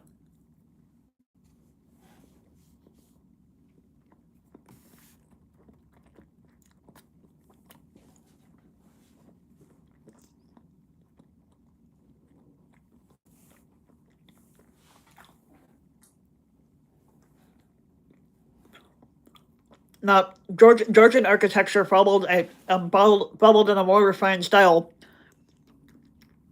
evoking a simple Palladian form. The Royal Crescent at Bath is one of the best examples of this. With the emergence of Romanticism during Victorian period, a Gothic revival was launched. In addition to this, around the same time, the Industrial Revolution paved the way for buildings such as the Crystal Palace. Since the 1930s, various modernist forms have appeared, whose reception is often controversial, though traditional resistance movements continue to support in influential places.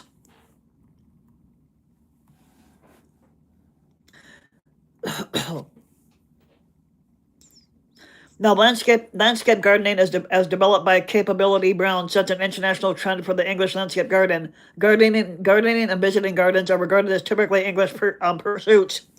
The English garden presented an idealized view of nature. At large country houses, the English garden usually includes lakes, sweeps of gently rolling lawns and against groves of trees, and recreations of classical temples, Gothic ruins, bridges, and other picturesque architecture designed to recreate an idyllic pastoral pastoral landscape. By the end of the 18th century, the English garden was being imitated by the French landscape garden, and as far away as Papsloch, St. Petersburg, and the gardens of the future Emperor Paul. It also had a major influence on the public parks and gardens which appeared around the world in the 19th century, but the English landscape garden was centered on the English country house and manor houses.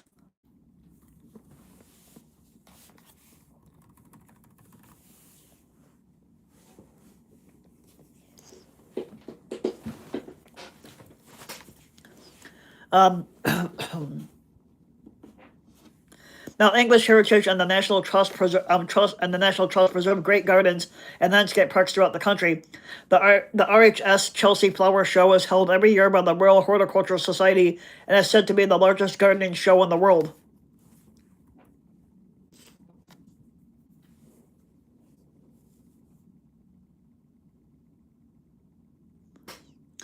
Now, the English folklore developed over many centuries, and some of the characters and stories are present across England, but most belong to a specific region of that country. Common folkloric beings include pixies, giants, elves, boogeymen, trolls, goblins, and dwarves, while many legends and folk customs are thought to be ancient, such as the tales featuring Alpha of Angel and Wayland the Smith. Sorry, others date from after the Norman invasion, like the legends featuring Robin Hood and Maid Marian. Like Robin Hood and his merry men of Sherwood, and their battles with the Sheriff of Nottingham are amongst the best known of these. And I love Robin Hood, the story anyway.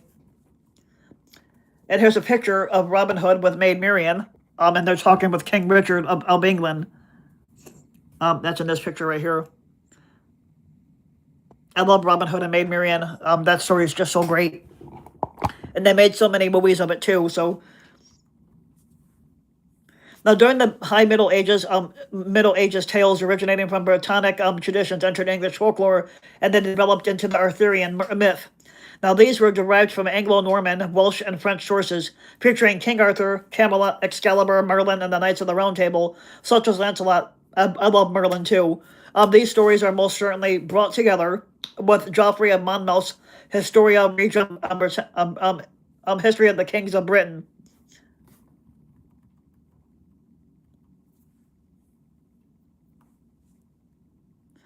Now, some folk figures are based on semi or actual historical people whose story has been passed down throughout the centuries. Um, on November 5th, people celebrate Bonfire Night to commemorate the foiling of the gunpowder plot centered on Guy Fawkes. And there are various national and regional folk activists participated in this day, such as Morris dancing, maypole dancing, rapper sword in the Northeast, longsword dance in Yorkshire, and mummers plays, bottle kicking in Leicestershire, and cheese rolling at Cooper's Hill. There is no official national costume, but a few are well established, such as the pearly kings and queens associated with cockneys, the royal guard, the Morris costume, and beef eaters.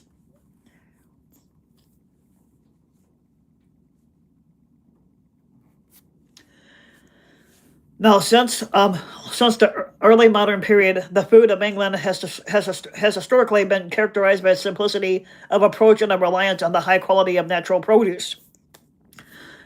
During the Middle Ages and the Renaissance, English cuisine enjoyed an excellent reputation. Though a decline began during the Industrial Revolution with increasing urbanization, the cuisine of England has, however, recently undergone a revival, which has been recognized by food critics with some good food ratings and restaurants, best restaurants in the world charts. I didn't even know that was a thing. Okay. Traditional examples of English food include the Sunday roast, featuring a roasted joint, usually beef, lamb, chicken, or pork, and it's served up with assorted vegetables like Yorkshire pudding and gravy. Um, Other prominent meals include fish and chips, and the full English breakfast generally consists of bacon, sausages, grilled tomatoes, fried bread, black pudding, baked beans, mushrooms, and eggs. Various meat pies are consumed, such as steak and kidney pie, steak and ale pie, cottage pie, pork pie, usually eaten cold, and the Cornish pastry. And here you can see some of the English foods clockwise, from the top to the left. From top left, you got tea cakes, cheese, wines, and cider.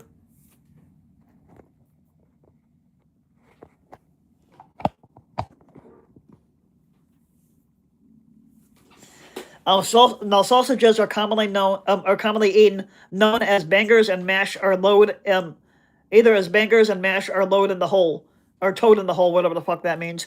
Um, Lancashire hotspot is a well-known stew originated northwest. Some of the more popular cheeses are cheddar, red Leicester, Wensleydale, double Gloucester, and blue Stilton.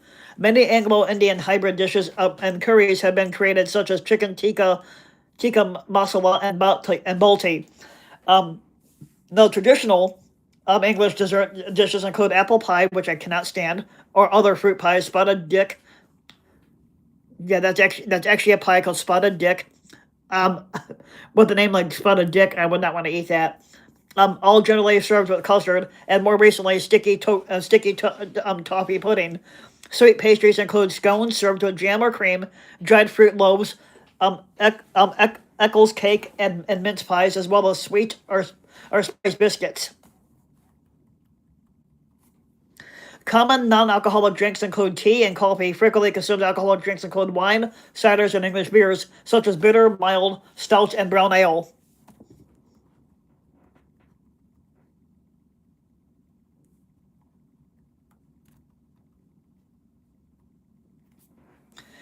The earliest known examples are the prehistoric rock and cave art pieces, most prominently in North Yorkshire, Northumberland, and Cumbria, but also feature further south, for example, at Crags.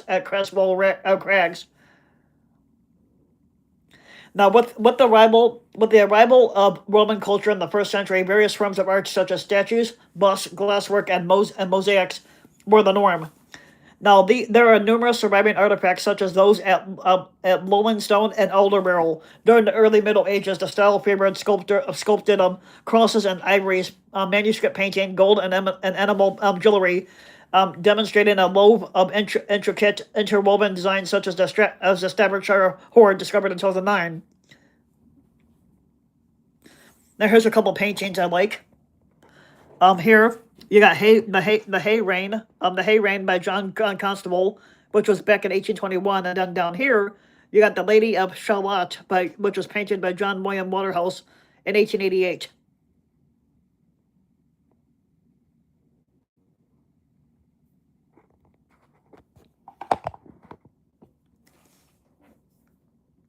Now, some of these blended Gaelic and Anglian styles, such as the Lindisfarne Gospels and Vesperian Psalter.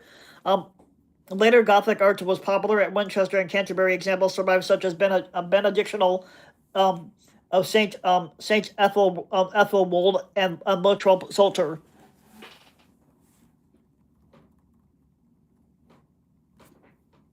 Now, the Tudor era saw prominent artists as part of their court.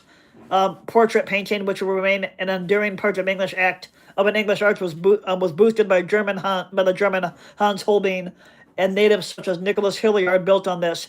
Under the Stuarts, continental artists were influential, especially the Flemish. Examples from the period include Anthony van Dyck, Peter Lehigh, um, Godfrey Kneller, and William Dobson.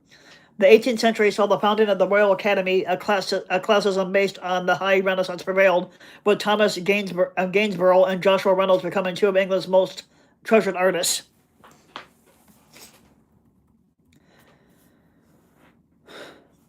In the 19th century, John Constable and J.M.W. Turner were major landscape artists. The Norwich School continued the landscape tradition, while the Raphaelite Brotherhood, led by artists such as the Holman Hunt, Dante Gabriel Rossetti, and John Everett Malaya, survived in the early Renaissance style with their vivid and detailed style.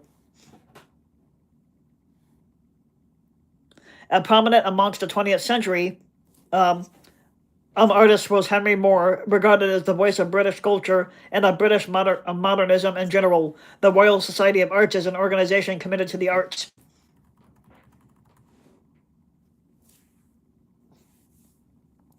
Now, early authors such as Bede and Alcuin wrote in Latin. The period of Old English literature provided the epic poem Beowulf, which is a pretty good one too. I love Beowulf too. And the secular prose of the Anglo-Saxon Chronicle, along with Christian writings such as Judith, Caedmon's Hymn, and hagiographies. Following the Norman conquest of Latin, continued amongst the educated classes as well as in Anglo-Norman literature.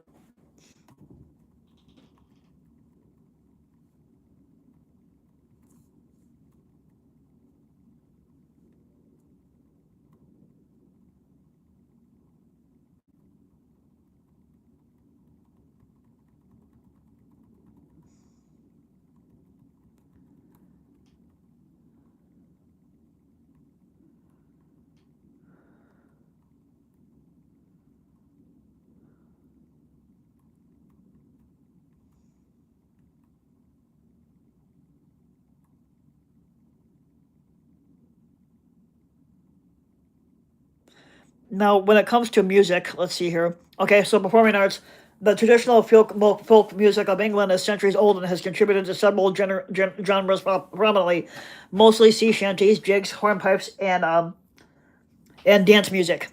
Now, I'm not much of a dancer, but it has its own distinct variations and regional peculiarities. Ballads featuring Robin Hood that were printed by Wynkyn de Worde in the 16th century are an important artifact, as are John Playford's The Dancing Master and Robert Harley's Roxburgh Ballads collection.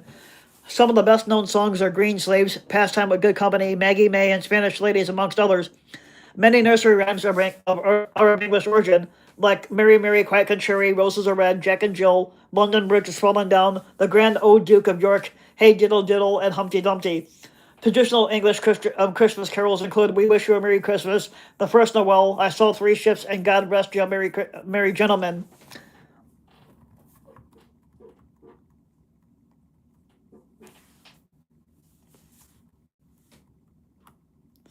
In popular music, many English bands and solo artists have been cited as the most influential and best-selling musicians of all time.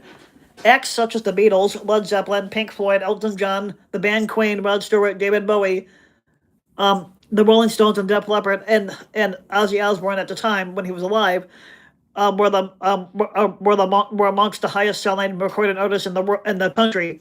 Many musical genres have origins in our strong associations with England, such as British invasion, progressive rock, hard rock, mod, glam rock, heavy metal, Britpop, indie rock, gothic rock, shoegazing, acid house, garage, trip hop, drum and bass, and dubstep.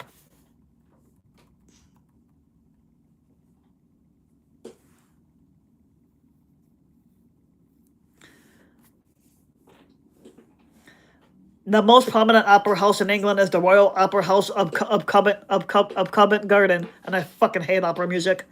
That to me is fucking to me fucking opera music is fucking torture. Um,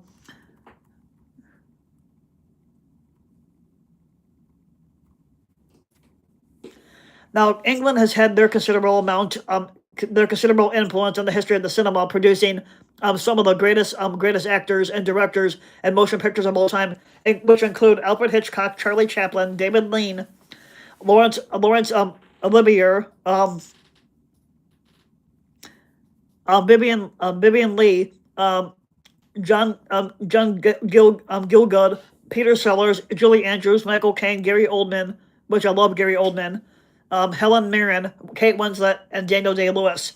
Now, Hitchcock and Lean are amongst the most critically acclaimed filmmakers. Hitchcock's The Lodger, a story of the London fog of 1926, helped shape the thriller genre film. Um, while his 1929 film Blackmail is often regarded as the first British sound feature film. Major studios in England include Pinewood, Elstree, and Shepperton.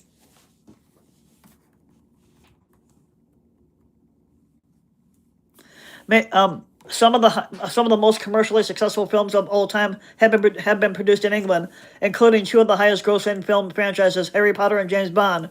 Ealing Studios in London has a claim to being the oldest continuously working film studio in the world, famous for recording many motion picture films and film scores. The London Symphony Orchestra first performed music in 1935, and the Hammer horror film starring Christopher Lee saw the production of the first gory horror films showing blood and guts in color.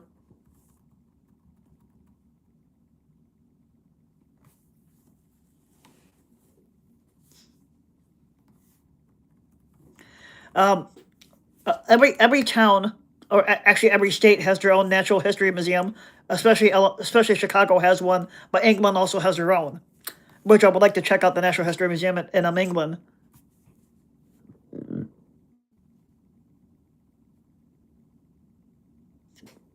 And here is you see the outside here of the Natural History Museum of England of London, England here.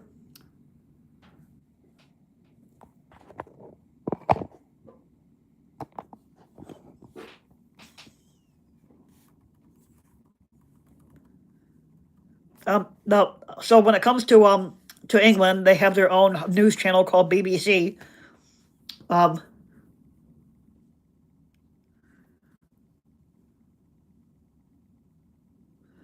so the BBC, founded in 1922, is the UK's publicly funded radio, television, and internet broadcasting corporation, and is the oldest and largest broadcaster in the world. It operates numerous television and radio stations in the UK and abroad, and its domestic services are funded by the television license. Um, The BBC World Service is an international broadcaster owned and operated by the BBC and is the world's largest of any kind. It broadcasts radio news, speech, and discussions in more than 40 different languages. Now London dominates the media sector in England, and stuff like that.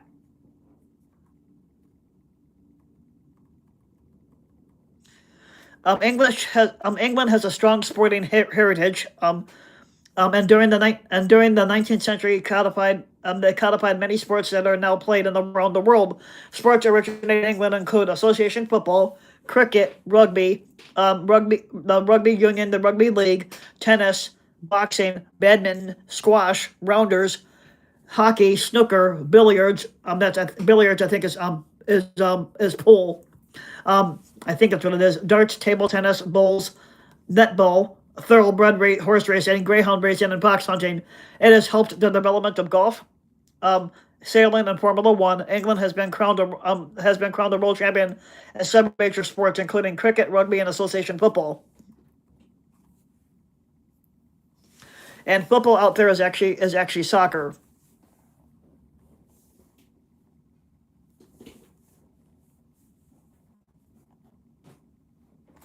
Now, soccer. Now, even though they call it football out there, it's actually soccer. Soccer is the most popular of these sports. The English national football team, or soccer team, whose venue is Wembley Stadium, played Scotland in the first ever international soccer match in 1872.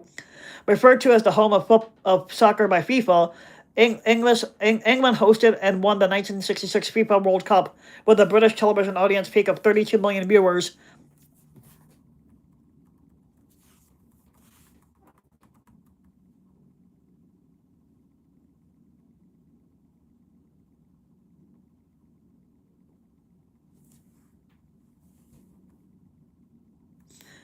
Now golf has been prominent in England due to a part in its cultural and geographical ties to Scotland.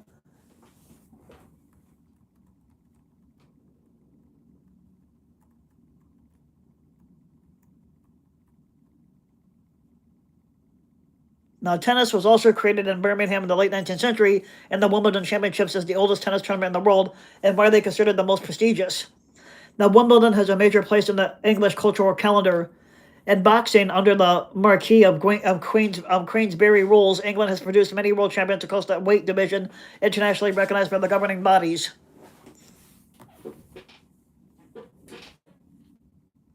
Now, originated in the 17th and 18th century England, the thoroughbred is a racehorse.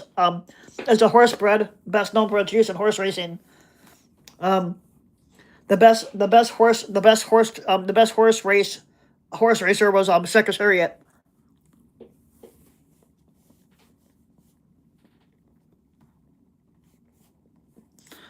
Now the now now darts now darts is also a widely popular sport in England. A professional competitive sport is a traditional pub game.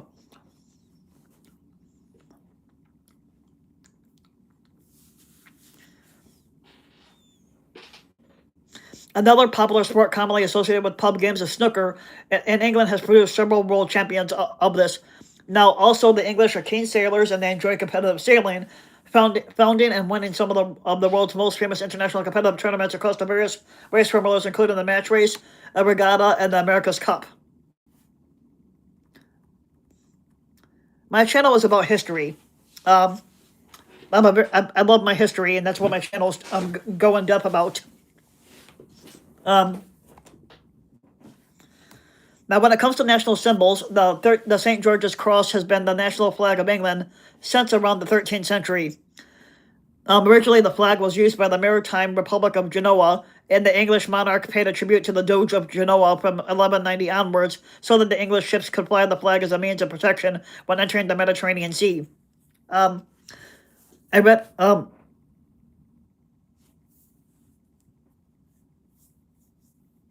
Now, the Red Cross um, was a symbol for many crusaders in the 12th and 13th century, and it became associated with St. George.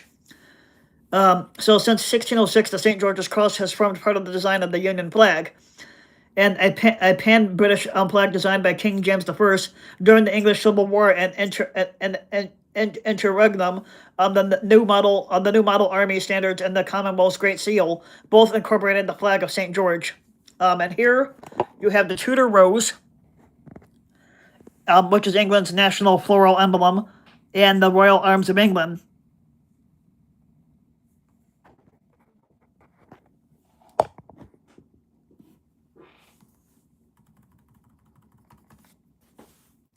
Now there are numerous other symbols and symbolic artifacts, both official and unofficial, including the Tudor Rose, the nation's floral emblem, and the three lions featured on the Royal Arms of England. The Tudor Rose was adopted as a national emblem of England around the time of the Wars of the Roses as a symbol of peace. It is a syncretic symbol that emerged with the white rose of the Yorkists and the red rose of the Lancastrians. It is also known as the Rose of England. And the oak tree is a symbol of England. The royal oak symbol and oak apple day commemorate the escape of King Charles II after his father's execution, when he hid in an oak tree to avoid detection by the parliamentarians before safely reaching exile. Now,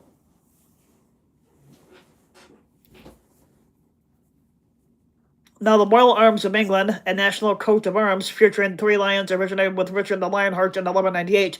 It is blazoned as goals on three lions. I'm reaching the end of England. No, I am not.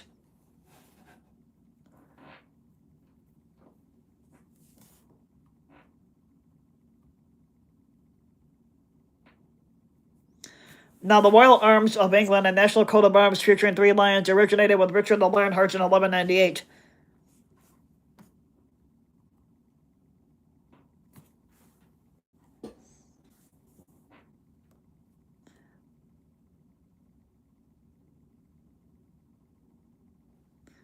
Now, England does not have a national anthem, as the United Kingdom as a whole has "God Save the King," as their. Yeah, I don't have any background noise. I don't know what to put down for background noise, unless it's porno music, then maybe. Um, However, Jerusalem, land of hope and glory, used for England during the 2002 Commonwealth Games, and I Bow to Thee, My Country, are often considered unofficial English national anthems. Now, England's national day is April 23rd, which is also known as St. George's Day. St. George is the patron saint of England. And that is the end of my video here.